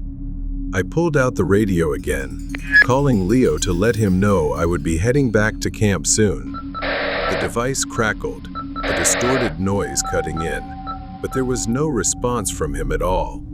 Then the man started following me, his presence behind me making me feel uneasy. Suddenly, I started hearing static from the other end of the radio, as if someone was trying to talk to me but couldn't connect. When we finally reached the tent, something felt off. I realized I hadn't seen his wife, so I asked where she was. He didn't respond. Instead, he moved closer, his movements becoming increasingly strange. But for some reason, something about his snowboard and backpack caught my attention. They felt familiar. Gray, bright orange. The snowboards tightly strapped on either side. My mind raced as I remembered. Leo had the exact same ones. For a few seconds, I thought Leo was pranking me. But no, the voice was too different. He stepped within inches of me, revealing his real face and grinning maliciously. This was not Leo. Panic surged as I backed away, stumbling into the tent. I rifled through the backpack, my fingers fumbling for the flare gun. Just as I grasped it, the man grabbed my foot sticking out of the tent. Then I suddenly felt a sharp pain in my leg. A severe tingling sensation in my leg felt like a strong electric shock, burning, and I screamed in pain. I glanced down and saw a knife embedded deep in my thigh. A scream tore from me as I grabbed the flare gun. He stepped back, but I didn't lower the weapon. I aimed directly at him. Blood oozed from my wound, staining the snow beneath me. I demanded to know where my friend was. The man's voice was calm, almost mocking, as he told me Leo was lying near the foot of the slope where we had been skiing. His words sent chills down my spine. He turned and sauntered away, disappearing into the darkness of the woods before I could fire a shot.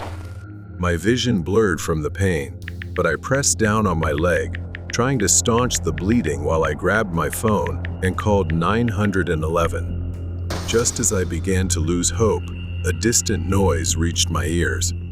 A rescue helicopter illuminated the snow-covered hills. With the little strength I had left, I fired the flare gun, the red light bursting into the sky. I mustered all my strength to tell them about Leo. He was found lying motionless on the hillside, his face pale. Blood stained his pants and the snow beneath him. A few days later, we were both recovering in the hospital, our wounds stitched up, but the memories remained vivid. We learned that our attacker was wanted for multiple assaults in remote areas, always hunting those who wandered too far from safety. The deadly chase. A dark, secluded house appears on a quiet street, hidden by dense trees. In the dimly lit room, Emma and Nick visit the home of a new friend they met recently. His name is Gavi. They sit close, laughing and chatting together. Nick yawns, his eyes drooping, looking unusually tired. Ima notices but brushes it off, thinking he's just weary from drinking a little. Eventually, he mumbles that he needs to lie down. Ima watches him stagger into the living room, nearly stumbling, and starts to feel a bit concerned. But she doesn't notice Gavi's gaze, different from hers. His eyes follow Nick, watching with a look of satisfaction and pleasure. Left alone with Gavi, Ima feels a tense unease she can't put into words. Then he stares at her as he steps closer, his gaze cold and intense. She awkwardly avoids his gaze. Suddenly, he says, "So, let's play hide and seek." Ima feels a bit puzzled, but agrees to ease the awkwardness. Gavi's eyes remain fixed on her, darkening with something unreadable. Ima moves into the dim living room, deciding to play along, hiding under the bed. She tries to stifle a giggle, convincing herself it's just a game. Then, she hears Gavi's voice echo down the hall, his voice husky. "The time limit is 20 minutes. If I find you within that time, you'll be mine." Ima's smile fades, his words linger in her mind, and suddenly, she feels a sense of unease. She continues the game, opening the door to a dark bedroom and slipping inside. Ima crawls under the bed to hide. A sudden crash shatters the silence. The sound of breaking glass echoes down the hallway, and her unease grows with each second. She hears footsteps and objects breaking. Something heavy is being dragged, coming closer. Ima lies still, feeling strangely anxious despite knowing it's just a game. Then she hears his voice from the hallway. "You better hide well, or it won't be fun." As she's about to leave, a hammer suddenly strikes the door. Ima nearly screams in surprise, but she stifles it, covering her mouth with both hands. Then he kicked open the door and entered the room, breathing heavily and holding a massive hammer. Ima started to shiver. Was he just playing? A whirlwind of thoughts disturbed her mind. Then, after a moment, Gavi slowly swung the hammer with all his might at the cabinet. Wood splintered with a loud crack, and the wardrobe door burst open. He muttered to himself as he checked inside, then said, "Oh, she's not here too bad. If she had been hit, it would have been quite a show." Ima watched in terror as he moved, each step bringing him closer to her hiding spot. She slowly realized that this was no joke, and he was a madman. Then he lifted the hammer slowly again and circled around. Under the bed, Emma watched him move. A moment later, he stood in front of the bed. With frightening speed, Gavi ripped the mattress off the bed frame, exposing Ima's hiding spot.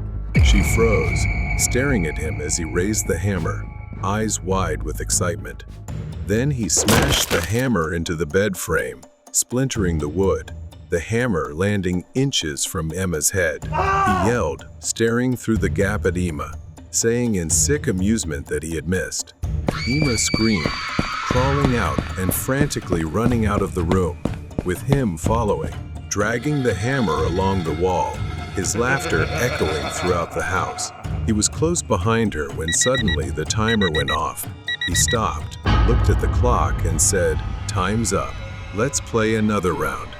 Her entire body shaking, she immediately bolted. Ima left his house, jumped into her car, and drove off, calling the police right away. They arrived at his house.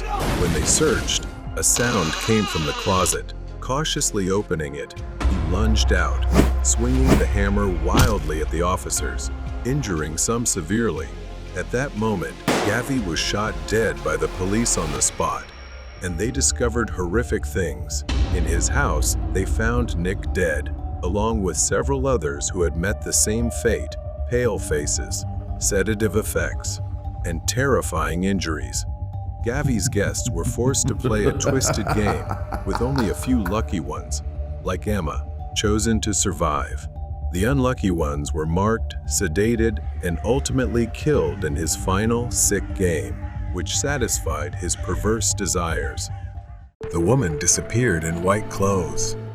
I grew up hearing stories from my cousin, who worked at the local police station. He was the kind of person who had seen it all. But there's one story he told me that always sent chills down my spine. And it's true. This story is about the mysterious woman in white. It all started with a midnight call from a gas station attendant. My cousin's colleague, Officer Nathan, was working the night shift. The attendant claimed he had been robbed, and the thief fled before he called. A woman in a white dress with long black hair, incredibly beautiful. Strangely, the suspect wasn't a masked figure or some shady guy, but a woman. He explained that she had come to him, asking for help because she was lost in the middle of the night. He had gone to the office to notify his boss, but when they returned to the cash register, she was gone, and so was all the money. Nathan, the only officer on duty so late, immediately got in his patrol car and headed to the gas station. It was a deserted road, winding through the woods on the outskirts of town. As Nathan drove, his headlights caught movement up ahead.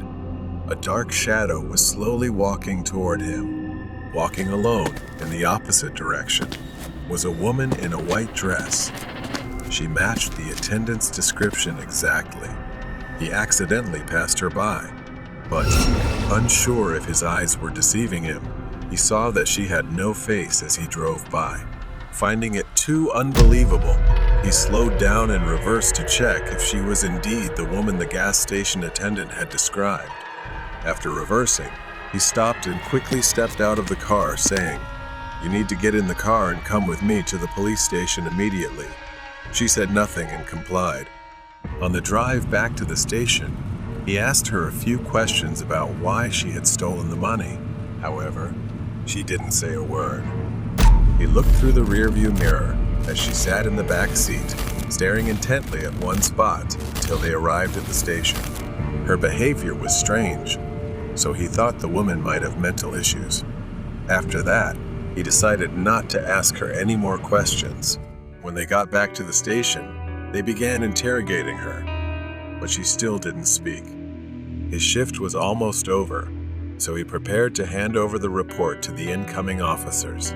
Just before he was about to leave, she suddenly started talking. She gestured and spoke, promising to return the money the next day if they let her spend the night in the holding cell at the station. She kept insisting that she had nowhere to go, and the officers were quite confused by what she was saying, unsure of what to do. Nathan reported to his superiors. He was informed that they couldn't move her to another holding facility that day. So in the end, they agreed to her request and placed her in the holding cell. Before leaving, Nathan made a final call to the gas station, informing the attendant that they had caught the suspect. The money would be returned the next morning, or so they thought. The next morning, Nathan returned to the station. As he approached the woman's cell, he witnessed a horrifying scene. The cell was empty. The woman they had arrested the night before was gone, except for the crumpled body of a man, her cellmate. His face was shredded with deep scratches, his wide eyes frozen in terror, and his body was pinned to the wall with nails driven into the flesh. Scattered around him were bills, and a few banknotes that hadn't been found the day before were stuffed into his pockets. Worse still, scrawled in blood on the wall beside his body were the words, "I have paid the debt." Nathan frantically searched the area. Even more terrifying was that she had completely vanished. No one heard or saw anything. The cameras? They hadn't captured any footage of her entering or leaving the cell. She had disappeared without a trace. A thorough search was conducted. The surrounding area was combed, and every possible lead was followed. But the woman in white was never found. She simply vanished, like a ghost fading into the darkness. Even to this day, no one knows who or what she was, but the officers present that night remain haunted by the incident. That's the whole story my cousin told me. I sat and listened, and I could still see the fear in his eyes when he spoke about her. The question that always haunted me was how she managed to escape from the cell. Was she human, or something far worse? The strangest part is that she evaded all the surveillance cameras. After countless investigations, They still don't know what happened that night or where she went. Pizza orders at the end of the day. If you've ever worked the late shift at a delivery restaurant, then you're probably familiar with occasionally receiving a last-minute order just before closing. That day, a man placed an order for a pizza. After entering the location into the GPS, I realized that the address was far and remote. I tried to mention the inconvenience of delivering it because it was quite far, but the guy on the phone just ignored me. As I entered the address into the GPS on my phone, I realized how remote it was, and I started regretting not hanging up when I had the chance. As I drove, the winding, unfamiliar roads led me deeper into the countryside, past an old abandoned blockbuster. I recalled my mother's warning never to go beyond that place, but I never knew why. Memories of missing children and locked doors from years ago flooded back, leaving me uneasy. The dirt roads became increasingly difficult to navigate. Finally, I arrived at the location, a rundown, abandoned house at the end of a muddy road. I felt a chill as I wondered if I had the right address, but the GPS confirmed that I had arrived. Leaving the pizza in the car, I approached the house to see if anyone was home. A note was taped to the door with instructions to deliver the pizza to a vehicle near the house. This struck me as odd. Why hadn't the customer mentioned this over the phone? And who asks for a pizza to be delivered to a vehicle? I was confused. Despite growing anxiety, I decided to follow the instructions since I had come this far. As I rounded the corner of the house, I was startled to see an old camper van parked with its back doors wide open. I slowly approached, hardly daring to breathe.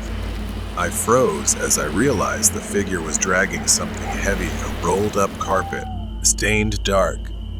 The man finally moved, stepping forward into the dim light.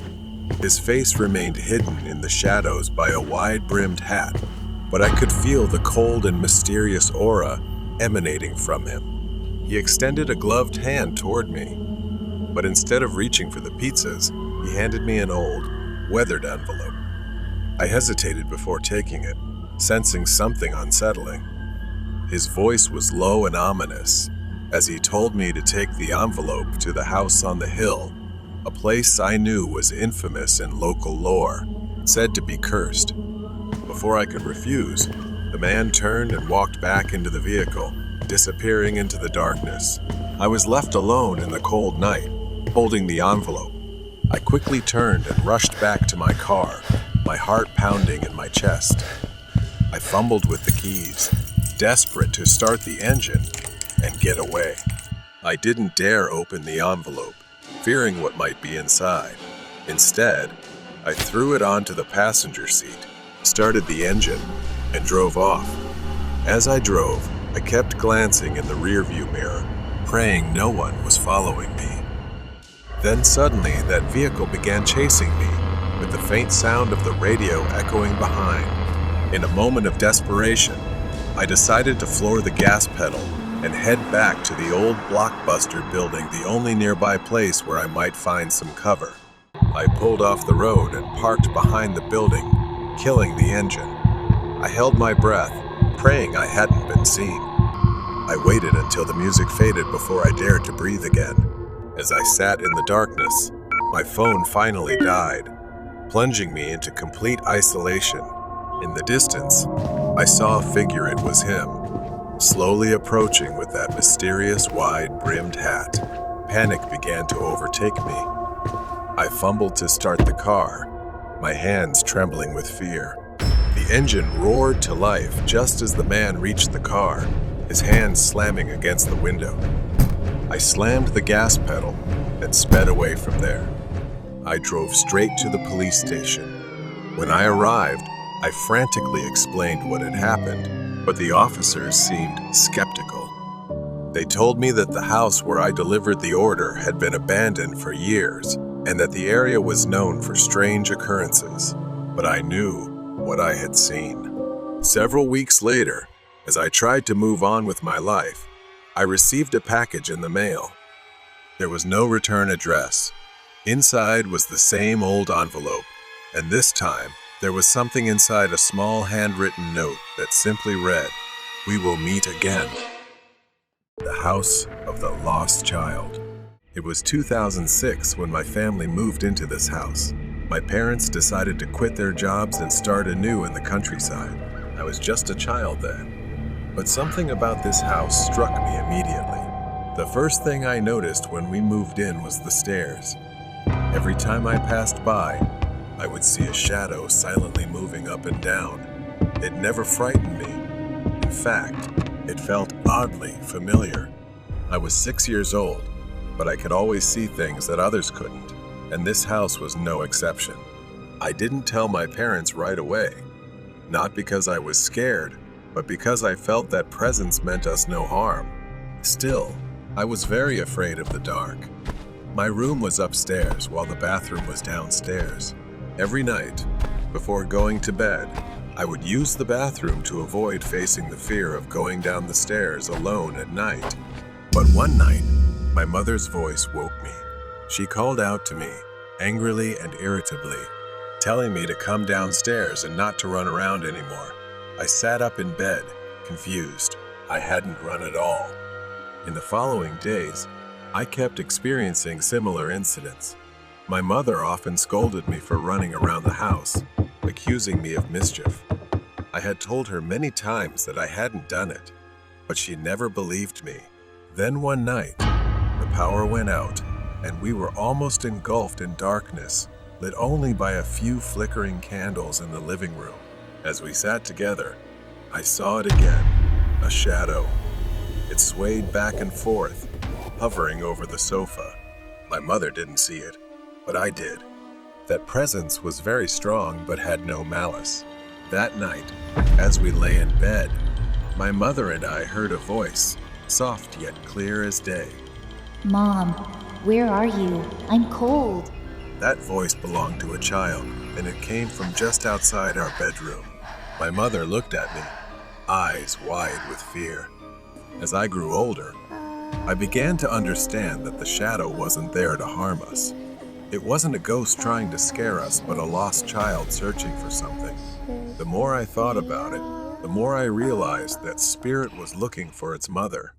I had a friend who could sense things like I could, and they suggested that I tell the spirit to move on. So one quiet afternoon, I stood in the living room and said to the air, "I believe your mother loves you very much. You can move on. It's time to go to a happier place." The house felt different afterward. The shadow disappeared. The footsteps stopped. No more voices at night. I thought that the spirit had finally found peace, or perhaps it needed to validate something because it had been left here and unable to move on in this house. In 2018, my aunt, Tita, who had worked abroad, returned home to retire. One evening, we sat together in the living room, sharing stories. We talked about the strange occurrences that had taken place in the house over the years. I told her about that spirit, about how my mother had once mistaken it for me because it looked like a small child. I explained how I had ultimately helped it move on. As I was speaking, I noticed something. Tita, she's crying. She started telling me a story I had never heard before. Long before I was born, my grandmother, she was pregnant with Aunt Tita. Not long after that, there was a baby boy. She named her son Angelo. Suddenly one day, Grandma left and didn't come back. At that time, Aunt and Angelo were too young to know what to do in this remote suburb. So, Angelo lay on the sofa. The boy was sick and passed away in his sleep while clutching a small glass jar that his mother had given him. He was only about 3 to 4 years old. At that time, my aunt was too young to understand what was happening and thought her brother was just sleeping until one day a neighbor came and took the boy to a small coffin and buried him. Our new house sits on this land. Perhaps the boy could not move on because he was waiting and didn't know when his mother would return. Sometime later, my aunt, the boy's sister, passed away just after we talked about him. Now, standing in front of the house, I can't shake the feeling that something has changed. Then came the unmistakable sound of soft footsteps. They echoed from the hallway behind me, moving toward the stairs. I turned around, breath caught in my throat. The shadow had returned. As I climbed the stairs, I saw the shadow standing right above and sliding into my bedroom. Upon reaching the room, I hesitated. My hand hovered over the doorknob, and just as I was about to turn it, I heard, Mom, where are you? I slowly pushed the door open, the creaking hinges filling the silent house. The room was bathed in the faint light of the moon filtering through the window, casting a cold glow over everything. My heart skipped a beat as I saw Angelo. This time, he was not just a shadow. He stood in the middle of the room, a small, frail figure, unmistakably a child. His head was bowed down. Then slowly, Angelo lifted his head, and for the first time, I saw his face. A face with deep-set eyes filled with sorrow. His mouth opened, and in a voice that sent chills down my spine, he whispered, Mom, where is she? I wanted to tell him, to explain that she had passed away. But before I could say anything, he raised a small glass jar, looking at it as if it held an ominous energy imprisoning his soul. Angelo stood still, clutching the jar, looking at me with hollow eyes. I had to do something. I couldn't let Angelo remain trapped forever. I took a deep breath, my voice trembling as I finally spoke to Angelo, telling him that his mother was no longer here. I told him to always believe that she loved him, so I urged him to move on. For a moment, Angelo's expression softened, but then he tightened his grip on the jar. His voice rang out again, firm and more desperate. Where is my mom? I want to see her. As if he didn't believe the words I was saying. Tears welled up in my eyes as I realized there were no words that could satisfy him. He wasn't just seeking peace. He wanted his mother, and nothing else mattered more than that. I could feel the air shift, the temperature drop, and for the first time in years, I felt fear. I couldn't let him stay. I had to help him find peace. Without thinking, I stepped toward him, my hands trembling. Angelo, I can help you find her. But first, you need to let go, to release everything. His gaze shifted from the jar to me, his hollow eyes filled with confusion and longing. Slowly, very slowly, he began to loosen his grip on the jar. As it fell from his hand and shattered on the floor, the room went silent. Angelo's figure began to fade, dissolving into the moonlight. Before he disappeared completely, I heard his voice one last time, soft, almost a whisper. Thank you. I stood outside the house. The weight that had burdened it for years was gone. Angelo was finally free. The feeling of guilt lingered, but I knew I had finally helped him find the peace he had been searching for all these years. The love his mother had for him, the love that had anchored Angelo to this world, had freed him. Perhaps he was beginning to understand the painful truths that even I never wanted to hear. He would likely continue his journey to find his mother in another world where he truly belonged. I looked back at the house one last time. It no longer felt haunted. Now, it was just a house, quiet and still. Angelo had gone, but he left behind something much more enduring.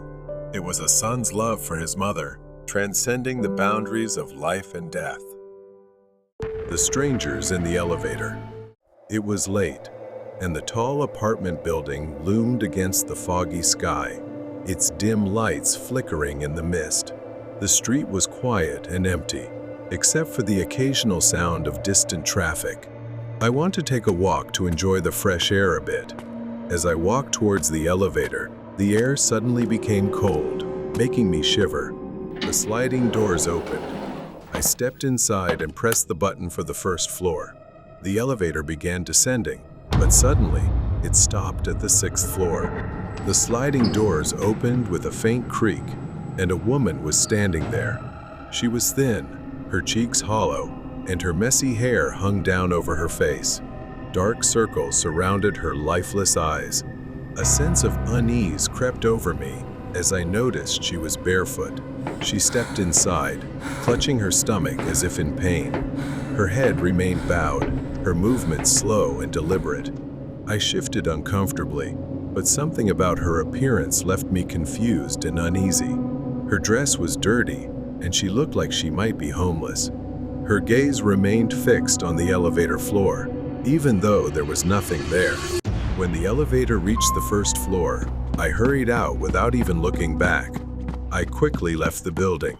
A little while later, I returned to the building, brushing off my thoughts, and stepped inside. As I pressed the button for the 8th floor, the elevator began to rise, but stopped again at the 6th floor. The elevator doors opened, and a horrifying sight greeted me. She was standing there, and I froze. Then, she began crawling frantically toward me. Panicking, I quickly pressed the close button, just in time before she could reach me, and the elevator doors shut. The next day, as I approached the elevator, a sense of anxiety washed over me. The elevator descended, stopping once again at the 6th floor.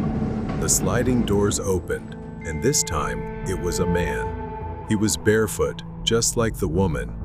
I began to whisper, "Are you okay? Do you need help?"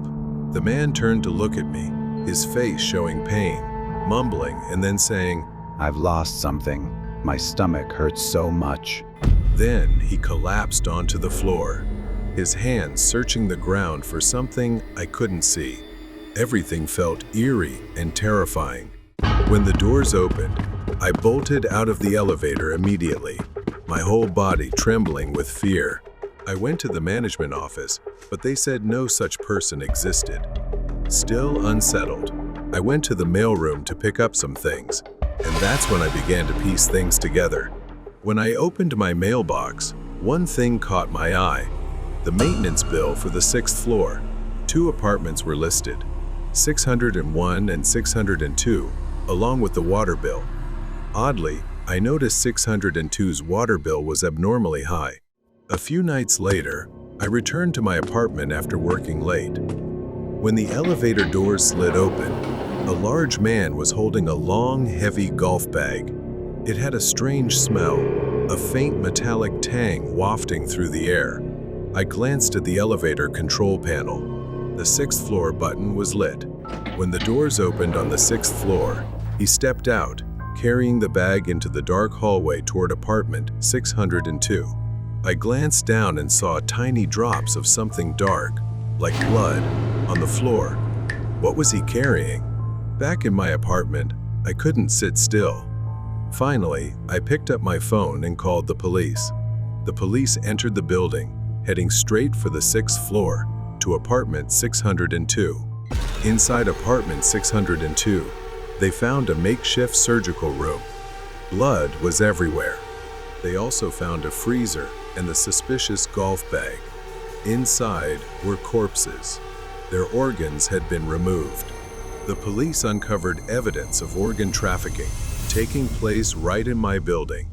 At that moment, I asked them about the barefoot man and woman I had encountered in the elevator, but they said there was no one like that in the building as I described. I requested to see the elevator surveillance footage. When the video played, I saw myself in the elevator, but I was alone and talking to no one. I was frozen in shock. 3 days later, I received the final report from the police. The victims found were all homeless people. Those I encountered might have been spirit souls of those taken by the traffickers, still searching for something, perhaps pieces of their own bodies. Underground parking and mysterious people. I worked the night shift at an apartment complex downtown. The job seemed simple enough: monitor cameras, patrol, and ensure the building's security. The building was constructed in the late 60s, and its design left many vulnerable entry points in the parking garage. The association was concerned about security, especially with the occasional break-ins and homeless people finding shelter in the hidden corners of the basement. I had worked here for months, and every night I would check every nook and cranny. Most nights were quiet, normal, even boring. Until tonight. I walked through the dimly lit parking garage, my footsteps echoing. The place was a maze of dead spaces and blind spots. Too many places to hide. Too many areas the cameras couldn't see. My flashlight cut through the darkness, revealing only parked cars and empty spaces. I always hated the door that led to a dead-end hallway. It was an isolated corridor that led nowhere. Just a locked door that couldn't be opened from the inside, as if it held some history better left unknown. As I approached the door, it was wide open. A cold wave of fear washed over me. The door was supposed to be locked tight. I swept my flashlight down the narrow hallway. There was nothing, just an empty glass bottle lying on the ground. My anxiety spiked. The thought of stepping into the hallway made me uneasy. I didn't want to get trapped in there, especially knowing the door locked from the outside. But procedure is procedure. I had to follow it, and I couldn't just leave the bottle there. Reluctantly, I stepped inside. I moved toward the bottle, my flashlight reflecting off the cold gray walls. Each step felt heavier than the last. I bent down, picked up the bottle, and stood up. But then, the sound that chilled me to the bone, the door slammed shut behind me. I rushed to the door, panic rising in my chest, and grabbed the handle. It was locked. I pounded on the metal door, screaming for help, but the thick concrete walls swallowed my cries. My heart raced as I realized no one was coming. It was 3 a.m. and I was trapped. I tried my phone, no signal. The thick walls and metal door blocked everything. I was completely cut off from the outside world. I leaned against the cold wall, trying to calm myself down. The flashlight was my only lifeline in the stifling darkness. I switched it off to save the battery, but I could still hear echoes from somewhere. Then the sound of car alarms blared, one after the other. Whoever had locked me in was out there, doing whatever they wanted, smashing car doors, stealing whatever they could. After what felt like hours, I heard footsteps. It was a miracle. Someone was out there, and I had to make them hear me. I pounded on the door with all my strength, shouting loudly. Finally, a deep, raspy voice answered from the other side, and after a moment, the lock clicked. The door opened, and I felt a wave of relief. A passerby, on their way to work early, had heard my banging. I thanked them profusely as I stumbled out of the hallway, my legs shaking, but my relief didn't last long. As I returned to the basement, chaos greeted me. Windows were shattered, glass littered the concrete floor. At least a dozen cars had been broken into, valuable items stolen. Whoever locked me in knew exactly what they were doing. They had silenced the alarms after each car was hit, leaving behind damage worth tens of thousands of dollars. My heart sank. I knew what was coming next. When the morning shift arrived and the residents discovered the theft, the police would be called, and I would be fired. Security had been breached under my watch, and though it wasn't my fault, I was the one held responsible. Weeks later, after I had quit, the mystery still haunted me. I replayed the events of that night over and over in my head. How did they know exactly where to trap me? How did they avoid the cameras so perfectly? No one was ever caught. The footage showed nothing, just me, doing my rounds. As I walked, I didn't see a thing. Maybe they knew the blind spots of the place too well. Months had passed, but tonight, that phone call pulled me back to the core of everything. I walked into the parking garage. I approached the dead-end hallway, my heart pounding harder with every step. The door was ajar, just like that night. I could feel the weight of the past pressing on me, daring me to confront it. There was something I missed before. I stood at the entrance, staring, then cautiously moved forward as my senses sharpened. This time, I was ready for whatever I might face. No more running. Then I saw him. It was probably the man who trapped me. His gaunt face was pale and dirty, his hollow eyes fixed on me. He stood still, almost like a statue, as if he had been waiting for me all this time. A chill ran down my spine. The man wasn't a ghost or a specter, he was real.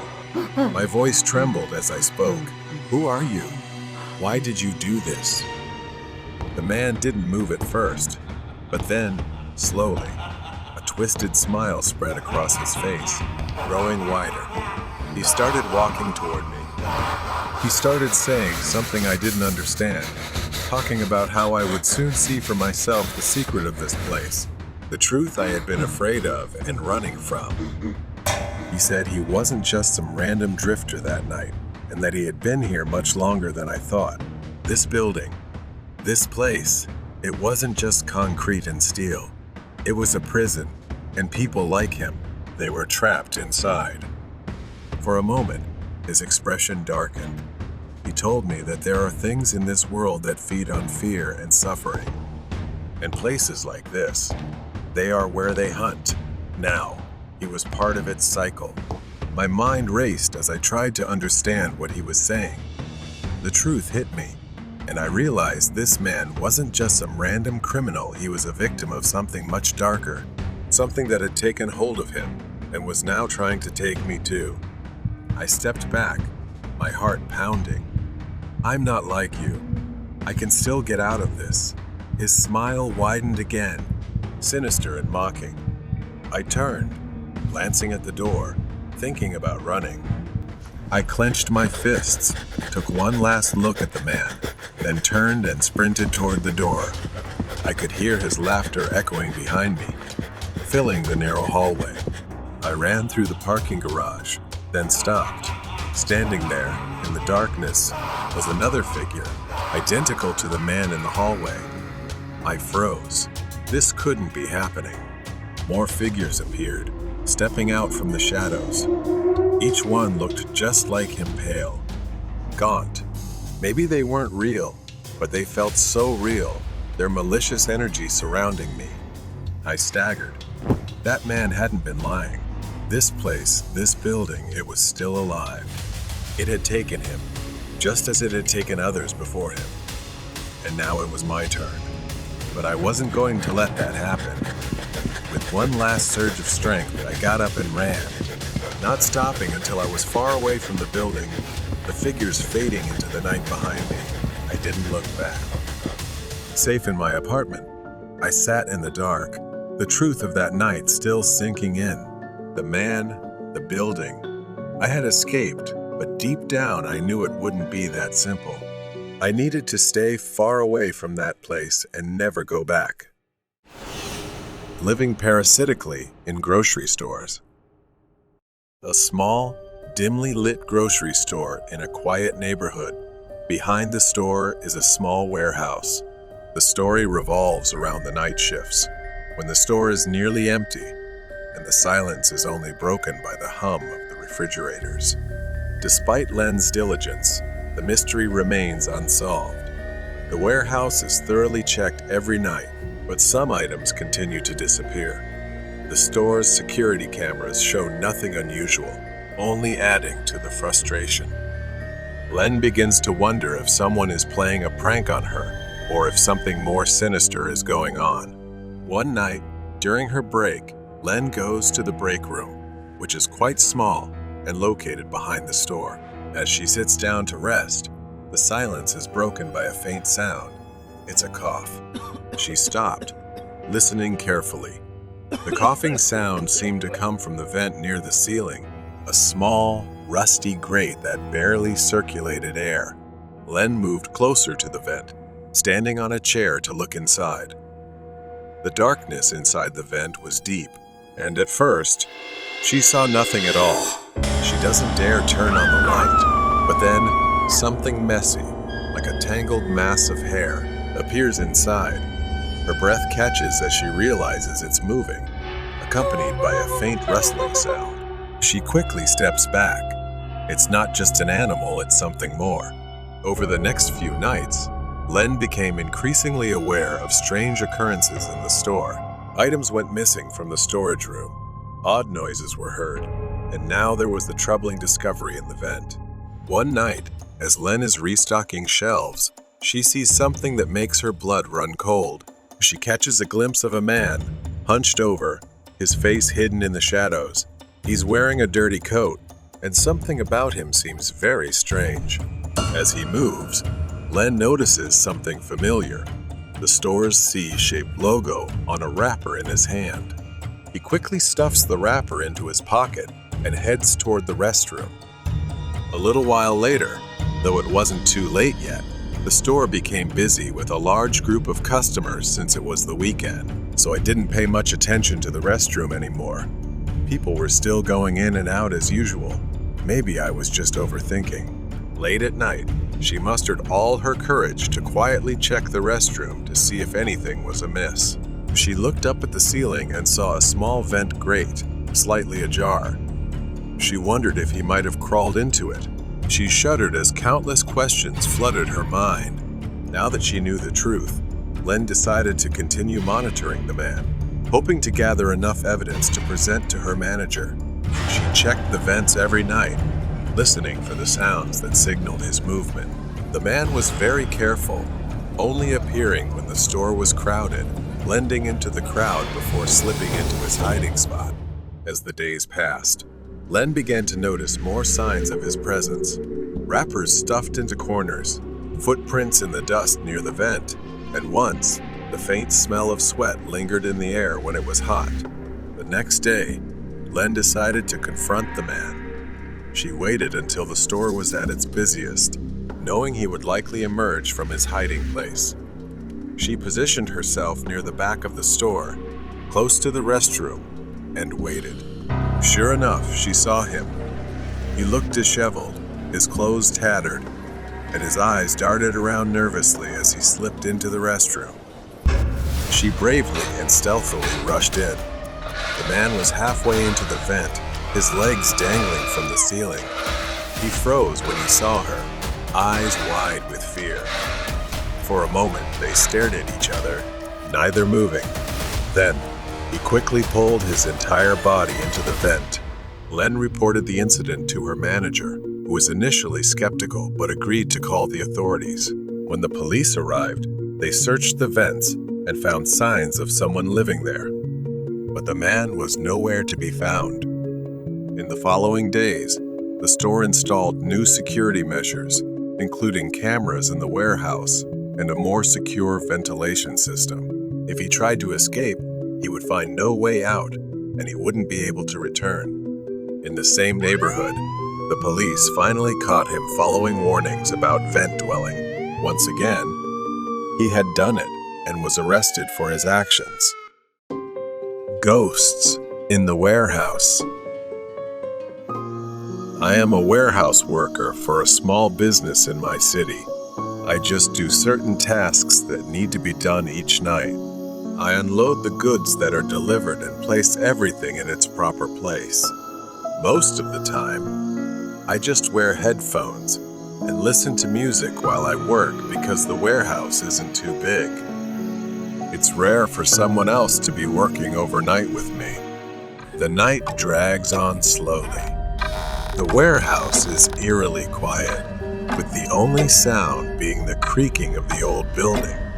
My shift started at 10 o'clock, and there were perhaps some knocking sounds between 12 o'clock and 1 o'clock a.m. I stopped, took off my headphones, and tried to listen to the sound again, but it had stopped. As I returned to work, the knocking resumed, this time louder, more persistent. I froze, facing the source of the sound, a narrow, dark aisle flanked by towering shelves. The knocking stopped when I reached the aisle, leaving only darkness. As I neared the front of the warehouse, I noticed the front door slightly ajar. Confused, I recalled that I had locked it when I arrived. I walked up and pushed the door open, finding the latch broken.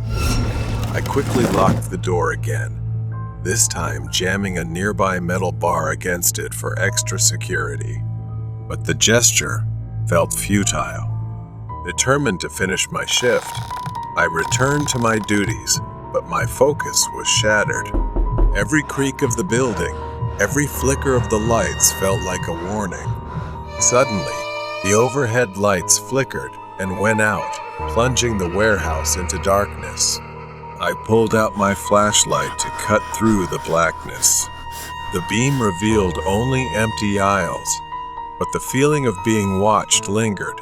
As I moved through the warehouse, the flashlight caught fleeting glimpses of shadows darting out of sight, too quick to be fully seen. My fear surged as I raced towards the front door.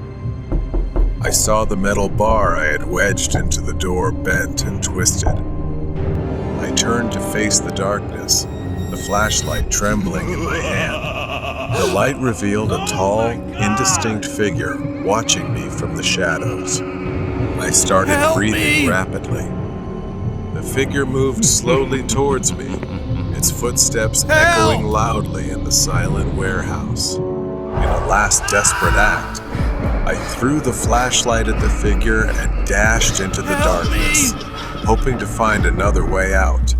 My frantic sprint led me to the back door of the warehouse, but just as I was about to escape, the door slammed shut, as if someone from behind had done it. I panicked and turned around, but as I was about to run back, my flashlight suddenly flickered back on, illuminating a reflection of myself in a large mirror hidden behind some old boxes.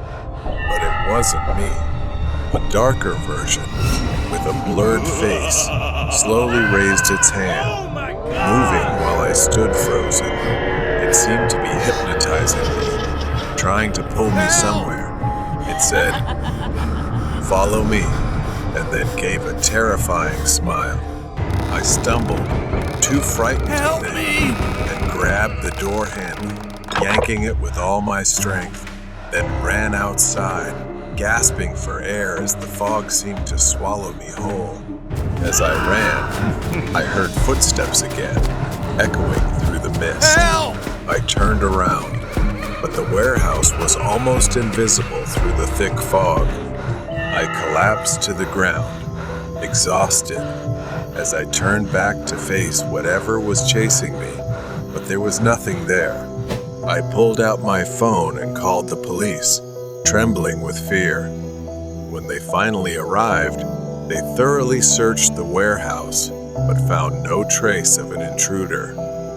If I hadn't realized the door was broken, I would have faced that strange thing directly, with no way of knowing what would have happened. Although unlikely, I can't shake the feeling that it's still chasing me. So I quit the job, hoping I'll never encounter it again. The man passed through the door. It was a quiet evening. Abby was home alone as usual. Her mother often had to work 2 jobs in one day, from morning to late at night. So Abby had to take care of herself most of the time, and she was used to it. The house was peaceful. Her mother wouldn't be home for hours, so she took care of everything herself, from cooking to locking up, getting ready for bed. Before going to bed, Abby planned to relax a bit. She sat on the couch, ready to watch TV with a tub of ice cream in her hand. Suddenly, there was a knock at the door. She froze, spoon of ice cream halfway to her mouth. It was strange her friends never visited this late, and her mom always used her key. Confused, she slowly walked to the door. She wasn't exactly scared, just curious. She opened the door and saw him a man.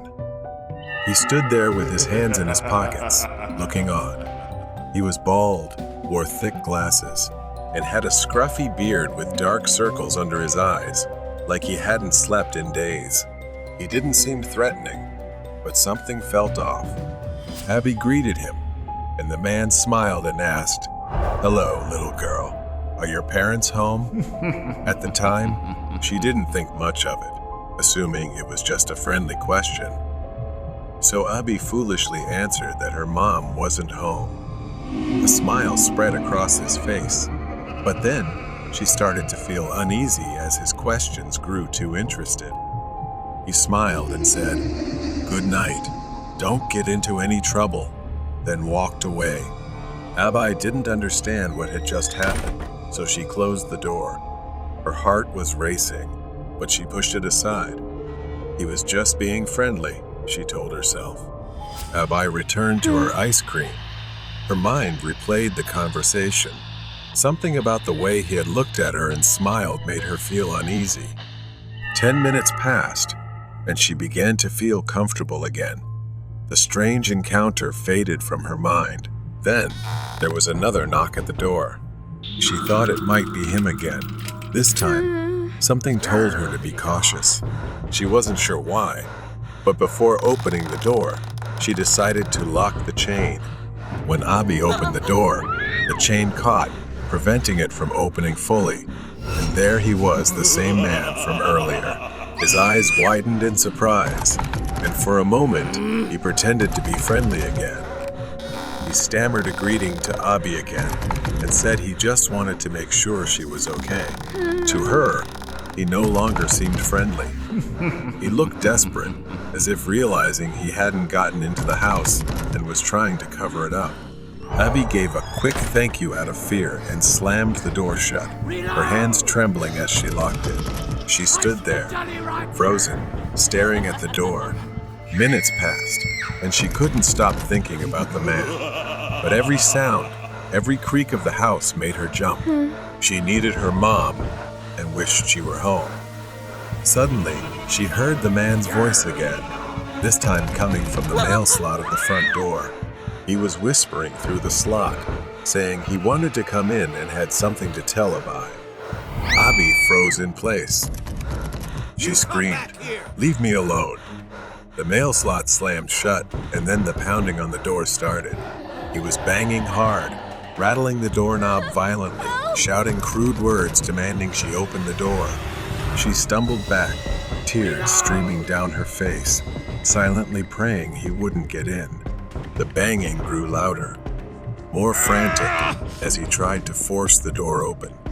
For what felt like an eternity, Abby stood there, sobbing, and then, just as suddenly as it began, it stopped. Perhaps the man had given up and left.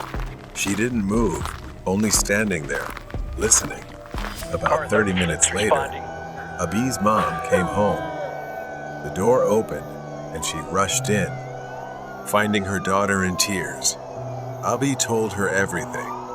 Her mom immediately called the police about the incident, but they didn't find any trace of the man. As Abby lay in bed that night, she couldn't stop thinking about how lucky she was to have used the door chain. It was a small, almost insignificant decision, but it had saved her. Scary night at the toy store. The night sky was heavy, and the large parking lot outside a quiet toy store was dimly lit by a few sparse street lights. The store was about to close, and Sana, a woman in her 30s, walked toward the entrance. She held a list tightly in her hand. Her daughter's 6th birthday was coming up soon. Inside, the store was nearly empty. Sana walked past shelves filled with toys. She felt excited as she picked up stuffed animals and birthday decorations. As she walked, she had the unsettling feeling that someone was watching her. She glanced over and saw a man at the end of the aisle. He wore a long black coat and had a hat pulled low over his face. He just stood there, staring at her. Sana immediately looked away, pretending not to notice, but she could feel his eyes burning into her. She grabbed the last item on her list and moved to a different aisle, hoping to shake the strange and uneasy feeling. For the next 15 minutes, she tried to continue shopping, moving through different parts of the store. She hurried through checkout, her nerves on edge. After paying, she headed for the exit. The parking lot was almost empty, except for her car and a suspicious gray SUV parked nearby. The vast emptiness made the SUVs, proximity unsettling. As she neared her car, Sana's heart raced when she heard a car door open from the other side of the SUV. The man in the black coat emerged from around the SUV. It was the same man from the store. Her fear began to rise as she recognized him. She thought she needed to hide for a while. Sana hurried inside, her breath quickening. The store was nearly empty now, and the isolation was overwhelming. She moved through the aisles, trying to lose the man in the maze of shelves. Every few minutes, she glanced over her shoulder. The man was there, trailing her through the store. He kept his distance but never let her out of his sight. Her hands trembled as she pulled out her phone. She quickly dialed her husband, and when he answered, she whispered urgently into the phone. He promised he would be there in less than 10 minutes. The minutes felt like hours as she moved around the store, pretending to browse but always keeping an eye on the man. At one point, he seemed to lose interest and walked toward the exit, but as Sana neared the checkout counter, he lined up right behind her. The air felt stifling.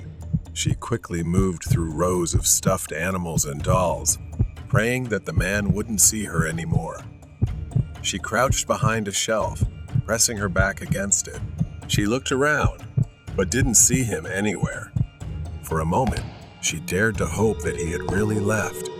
But then, the soft sound of footsteps on the floor shattered her illusion of safety.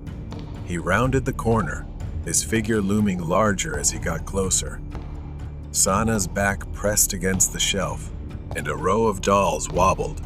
She flinched in fear as one of them fell to the ground with a soft thud. The man stopped just a few feet away. She glanced, her eyes alert, watching his every move. This close, she could make out more details. His gloved hands, the lower part of his face visible beneath the brim of his hat. A faint, crooked smile tugged at the corner of his mouth. He took another step toward her. He reached into his coat, and for a moment, Sana's heart stopped. Was he pulling out a weapon? What was he about to do? Suddenly, headlights swept across the parking lot as a car pulled in. Sana's husband had arrived, and his car stopped right in front of the toy store. The man glanced toward the lights, his expression stiffening, growing cautious. He stepped back into the shadows as Sana's husband drew closer. Sana saw her husband get out of the car. He walked toward the store, his eyes scanning the parking lot for her. She seized the moment and ran past the man, her heart pounding as she sprinted toward the store entrance. She didn't look back, but she could feel his eyes burning into her as she escaped. Sana rushed through the front door of the store, running toward her husband. Her face was pale, and her hands were trembling, but she was safe. She collapsed into his arms, her breath coming in gasps as the fear that had overwhelmed her began to fade. Her husband looked past her, scanning the store for the man, but the parking lot had returned to its eerie calm. The man in the black coat had disappeared, melting into the shadows. Her husband gripped the steering wheel, ready to drive them home, but Sana couldn't shake the feeling that this wasn't over. Later that night, Sana's phone rang. It was a call from the local police station. The man had been caught. They wanted her to come in and give a statement. The man had been arrested just hours after leaving the parking lot. A patrol car had spotted his SUV parked suspiciously in another lot near a shopping mall. When the police approached him casually, he resisted arrest, acting erratically. Sana listened intently as the detective began revealing disturbing details that had come to light after his arrest. During questioning, the man, identified as Dennis, initially refused to cooperate. He claimed he was just shopping late and looking for lost car keys, but his story quickly unraveled. The police found disturbing evidence inside his SUV, items that made Sana's skin crawl. First, there was a knife, wrapped in cloth and hidden under the passenger seat.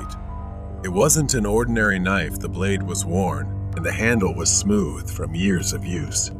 Next to it was a set of duct tape, rope, and zip ties, all stashed in a small canvas bag. Dennis had likely planned something far worse than just following her. The real horror came when they found the photos. Many were of women, all taken from a distance, some in grocery stores, others as they left malls, a few while walking their dogs. And then Sana's breath caught in her throat. Scattered among the pictures were photos of her, some from the toy store that night, and many others taken before. They were taken when she dropped her daughter off at school, when she went grocery shopping, and even when she left her apartment. Realizing Dennis had been following her for days, maybe weeks, made her feel sick. As the investigation continued, more terrifying truths about Dennis emerged. He often stalked women, but none of his victims had ever filed charges. He was disturbingly careful, always skirting the edges of the law, always evading arrest or detection.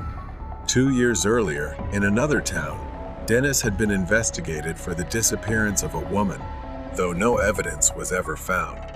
The case had since gone cold. Sana was horrified to realize she could have easily become another cold case, another missing person, if her husband hadn't arrived in time that night. The police assured her Dennis would be locked up and no longer a threat. Sana and her husband left the police station. They drove home in the quiet darkness. She glanced over at her husband, grateful that he had arrived just in time. But deep down, a new sense of caution had been born. She would never let her guard down like that again. Scary story in the hospital. Nana. She is a nurse with experience working with elderly patients at a geriatric hospital. Today is her extra shift, so she is severely sleep deprived. She was assigned to the Alzheimer's ward. The patients in this ward love her very much. Tonight, Nana is attending to some patients, but one of them makes her more uneasy than the others. Her name is Len. Not only that, this is a poorly lit hospital room. The air is thick with the smell of antiseptic, mixed with a faint musty odor that sometimes gives her goosebumps and makes her shiver. This is her first night working with Mrs. Len. Len is a middle-aged woman with messy hair and wide, fearful eyes. Every time she enters the room, Len starts talking about the voices she hears and the man in black in the corner of the room. Another woman in the room had requested the curtain to be drawn before her shift started so Len wouldn't be disturbed. The shift starts around 9 p.m., and most patients are asleep by 11 p.m., but not Len. Whenever she calls her in, she speaks with a trembling voice about the voices she hears. The man in black keeps staring from the corner of the room, which frightens her a bit. She has to reassure herself that it's just the medication. She believes that in Len's mind, she is seeing and hearing these things and feels very empathetic. Just imagining those things is very scary. She tries her best to help Len calm down and sleep. Len calmed down and fell asleep after a while. When most of the patients have fallen asleep, time seems to pass very slowly. The corner of the room appears darker, the shadows thicker, and now it has become suffocatingly silent. 1 or 2 hours later, while Nana was in the equipment room to get some supplies, I heard something in the room. The room was quite small and relatively quiet. Strangely, she had closed the door. She immediately turned around but saw nothing and continued to focus on getting the supplies. She tried to focus, but Len's silent warnings echoed in her mind, creating a sense of unease. A moment later, she suddenly felt a cold chill down her neck, as if a hand touched both of her shoulders. Nana looked down at her shoulders and then screamed loudly, but there was nothing there. She looked around and checked the door. There was no one in the room, but she felt a large presence gripping her shoulders. With no other choice, she had to complete her work. She continued loading items onto the cart until it was full. When the supplies were full, the single light bulb above her flickered, casting erratic shadows on the walls. Nana glanced at a moving shadow reflected on the wall in front of her. She turned around and saw a faint human silhouette reflected in the glass window of the storage room door. The figure was not clear, but its presence was unmistakable. It stood completely still, watching her. Her breath caught, and her hands began to tremble. As she slowly approached, she started screaming loudly and collapsed to the floor, her heart pounding as she saw the man in black standing there, smiling eerily through the glass. The scream was loud enough to wake everyone up. The man disappeared from view through the glass door, and a few seconds later, the door opened, and one of her colleagues helped her up. She immediately asked about the man, but there was no one else there besides the two of them. The scream had awakened Mrs. Len, and when she walked in, Mrs. Len was holding her head, repeatedly talking about the voices, the laughter, and the screaming. Nana asked her what the man in black looked like, if he was smiling strangely. But Mrs. Len just focused, frowned, and looked at the corner of the room, terrified. She then said, "How do you know?" and Nana began to feel scared, her heart racing, thinking it might be true. Mrs. Len started screaming to be taken out of there and urged to be removed quickly before he arrived. The other nurses came in and tried to help her calm down. That night, due to unstable mental health and overwhelming fear, every creak and groan of the old building startled her. Her nerves were tense and painful, but she vowed to protect her patients from any darkness lurking in the shadows. Determined to find the source of this evil presence, Nana, with a sense of medical duty, returned once more, summoning all her courage as she descended the creaking basement stairs, the air growing colder with each step. She found herself in a forgotten basement room filled with dusty old medical equipment and shelves lined with ancient books. In the center stood an old mirror covered in a thick layer of grime. Nana approached the mirror, feeling a powerful, oppressive energy emanating from it. Suddenly, a dark figure appeared in the reflection, clearer and more terrifying than ever. Realizing the figure was bound to the mirror, Nana frantically searched the room and found a ritual doll on one of the shelves. An inscription indicated it could be used to banish the spirit. Gathering all her courage, Nana placed the doll down and recited a prayer she had learned as a child, hoping to expel the evil presence. The shadows wavered, and the figure seemed to weaken. But it wasn't enough. The figure screamed in rage as she pressed the cross and the doll against the mirror. The glass shattered with a piercing sound, and the figure disintegrated. The room began to warm, the oppressive feeling dissipating. Everything gradually felt lighter. Everything was strangely quiet and peaceful. A few days later, Len improved and was discharged from the hospital. Nana continued her work with a new purpose, always vigilant for potential encounters with the otherworldly. This was also a testament to the power of courage and the triumph of light over darkness. The weird neighbor. At the time I am recounting this, it happened 2 weeks ago. I don't like my neighbors at all, so I am not bound by the idea of needing good neighbors. The neighbors living in the same row as me always play loud music, while the neighbors living in the opposite row are the scariest people I have ever met. Next to my house, there is a woman around 60 years old who is not friendly at all. She usually stays inside and looks out of the window in a strange and creepy way.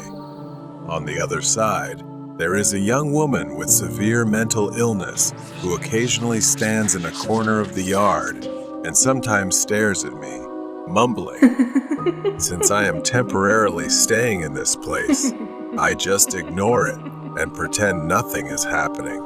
Sometimes, when I am sitting and looking out the window, the old woman next door is watching the abnormal woman across the way, flailing and screaming as if she is intently watching a horror movie. It makes me feel chilled. It's quite annoying. As usual, I went to bed early to wake up for work. Luckily, nights here are generally quiet.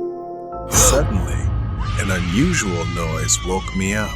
Somewhere, there were screams, yelling, and things being thrown from the old woman next door. A painful cry erupted. I got up and went to knock on her door. She answered with a screaming voice. What do you want from me? Go away. I just asked her to keep as quiet as possible so I could sleep. She glared at me with a frown.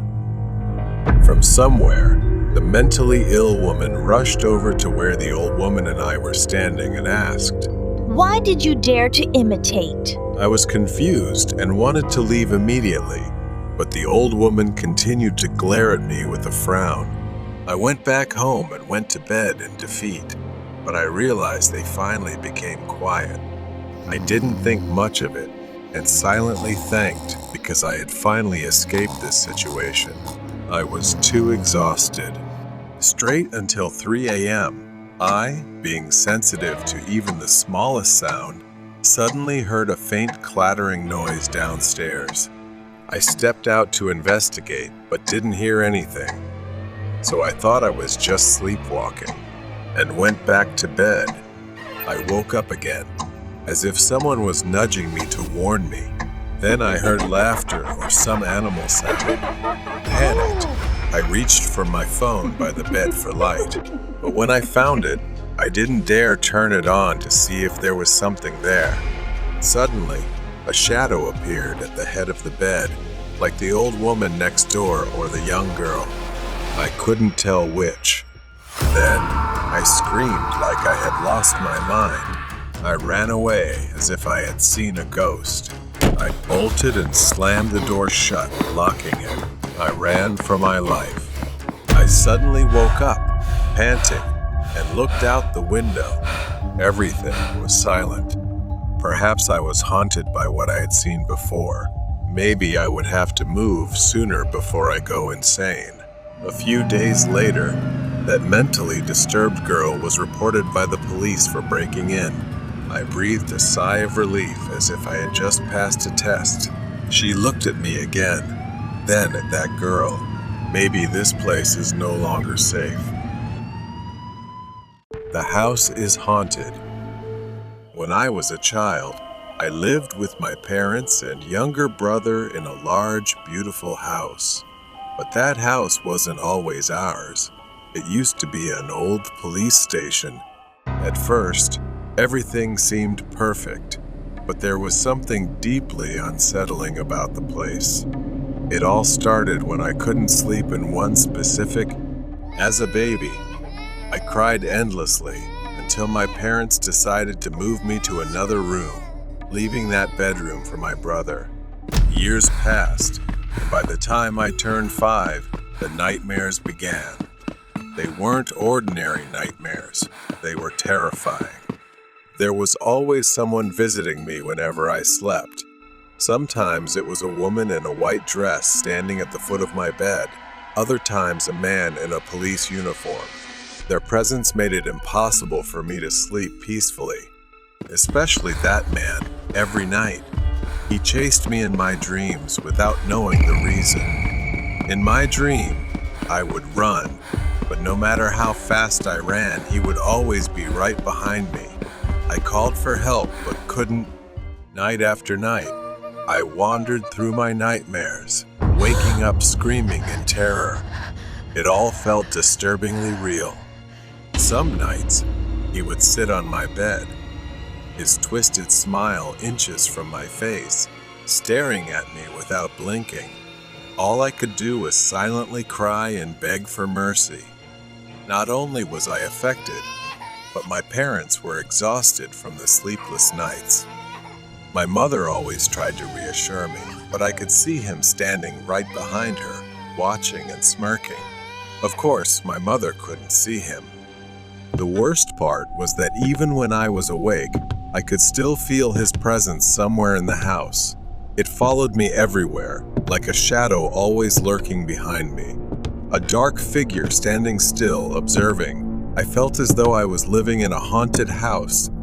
I could feel him behind me as I ran up the stairs, his breath on the back of my neck. I started running up and down the stairs, but I couldn't escape the feeling that he was always right there, just out of reach. When I was a teenager, I finally opened up to my mother, recounting every detail about the terrifying figure that had tormented me for years. Her face turned pale as I spoke. She told me something that made my skin crawl. Our house, once a police station, was haunted by the spirit of an officer who had been anything but friendly in life. When he died, his spirit returned to the building and refused to leave. As it turned out, his office was the very room I couldn't sleep in as a child. That room was now my brother's bedroom. My mother had also seen him and felt his presence, but it didn't stop there. My brother had seen him too, and what he told me sent chills down my spine. Last year, when my brother was 16, the man appeared to him as well, yelling at him to get out of his office. My brother, strangely calm, replied, "No, this is my room now. You're dead. You need to leave." Over time, the man's attitude softened, and they began to coexist, even talking to each other occasionally. I was shocked. My brother had been living with this terrifying presence for years, but had kept it all to himself. I asked him why he had never told anyone. He simply said he knew no one would believe him. Eventually, we moved out when my little sister was born. The new house was free of ghosts, and I was relieved to finally leave that nightmare behind after 8 long years. But what about my brother? For the first 2 years in our new house, the man still visited him. But he was different now, no longer frightening, just visiting, as if he had found some peace. My brother said he no longer sees him and believes the man has finally found rest. Hearing that, I felt an overwhelming sense of relief. The nightmare was over. The man had moved on. But to this day, my brother and I can still see ghosts, yet none has ever frightened me like that man from the police station. Horror story about the rocking chair. My name is Jonathan, and there was a time when I frequently experienced severe sleep disorders. I often woke up in a vegetative state. Every time I lay down to sleep, nightmares would come. It started when I woke up at night feeling trapped in my body. I could see, feel, and hear everything around me, but I couldn't act. Gradually, it became more complex. One night, I woke up and found myself standing near the bed, looking at myself. I can't describe how terrified I was. I decided to see a psychologist. Drive. Beman gave me sedatives and said that over time, it would go away, and I would have to learn how to improve my sleep. I followed his instructions, and within a month, I was quite good. But suddenly, things got worse. Since I had just moved in, I didn't have much furniture. Besides the sofa, there was a TV set, a table lamp, and a rocking chair. It was in the apartment before I moved in. I kept it as an extra seat for myself. One night, I fell asleep on the living room sofa. I woke up feeling trapped, but this time, I saw someone sitting in the rocking chair, rocking back and forth. The feeling of suffocation, like being pinned down, was overwhelming me. The scariest part was knowing I was awake, but also knowing I was seeing something that didn't exist. I saw a woman around 70 years old, and there was no one else in the apartment but me. She didn't face me or make any sound, just rocking back and forth. It must have been my imagination because as soon as I snapped out of that state, the woman disappeared. I went to see my psychologist and talked about it, and he also said it was just a hallucination. I learned to meditate before going to bed because it would help my sleep, and I did it for a few weeks. I felt reassured that I had stopped experiencing these things until one night. That day, I was comfortable and relaxed for the first time in a long time with my friend. My friend Ren stayed over that night. Around 3 a.m., I heard heavy breathing from a very close distance. As soon as I opened my eyes, I saw a horrifying face leaning towards me, staring straight into my eyes. Her thin white hair was all over me. It was the woman rocking in the chair. I tried to call out, but my voice was choked. My lips couldn't move. I let out a weak groan that sounded like the moan of a zombie. I wanted to scream. I thought I was dead. My fear also subsided. I gradually became aware of my breathing. The woman then said to me, "Go away, run away." I gasped, unable to breathe from the shock. She stood up and began to circle around me hungrily. Her jaw started to elongate into a large gaping mouth, then disappeared into the darkness.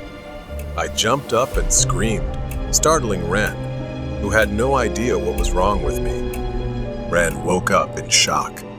What the hell, man? What's going on? I fainted before I could say anything. Everything felt so real, but no one believed me. The doctors thought I had a panic attack in my sleep due to intoxication. I was kept under special care for a week.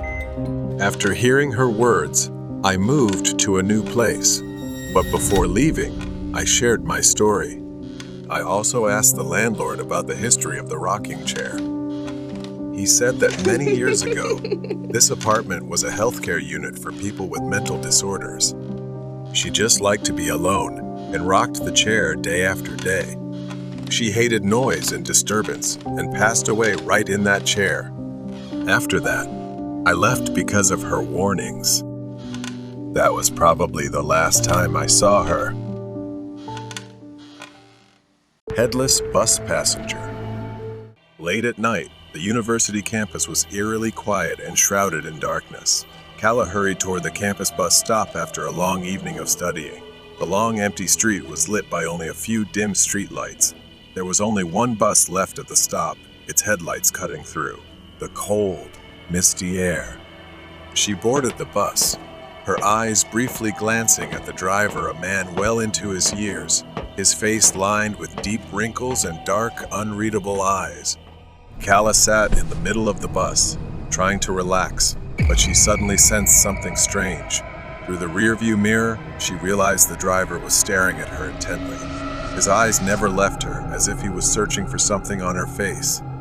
After a few minutes, she began to feel something was wrong. The route they were taking was unfamiliar. Instead of heading toward her dormitory, they were drifting into a desolate area, where thick darkness swallowed everything. She leaned over, peering out the window, looking around in growing confusion.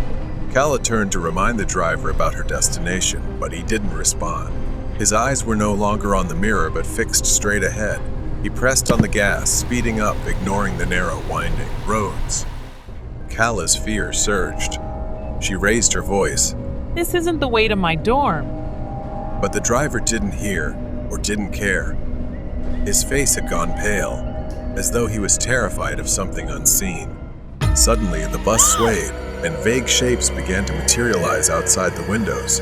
At first, they were shadows of people standing by the roadside. Then they became clearer faces with empty eyes, mouths wide open as if screaming in silent agony. They stood there, watching like bloodthirsty specters. Kala curled up, trembling, Too afraid to look at those ghostly figures for long, she felt like screaming. After what felt like an eternity, the bus finally slowed down. The familiar sight of the dormitory building appeared ahead, and she felt a wave of relief wash over her. Without wasting time, she grabbed her backpack and hurried off the bus. As she stepped onto the sidewalk, she heard the driver's voice for the first time that night. His voice was low, trembling, and filled with an urgency that sent chills down her spine. The driver's words were brief, but they hit Kala hard. Wait! His voice was tense. The driver told her that when he looked in the mirror earlier, he didn't see her head, only a headless body sitting where she was. He had been driving in circles, trying to shake off the spirit he believed had latched onto her. He couldn't hear her when she spoke because, in his eyes, she had already disappeared. He then warned Kala, "When you get to your room, take off your clothes and burn them immediately." Kala stood still, the weight of the driver's words pressing down on her. Staggering, Kala made her way into the dorm building, her mind still spinning. She fumbled with her key at the door, her hands shaking uncontrollably. Once inside, Kala rushed to her roommate's bed, shaking her awake.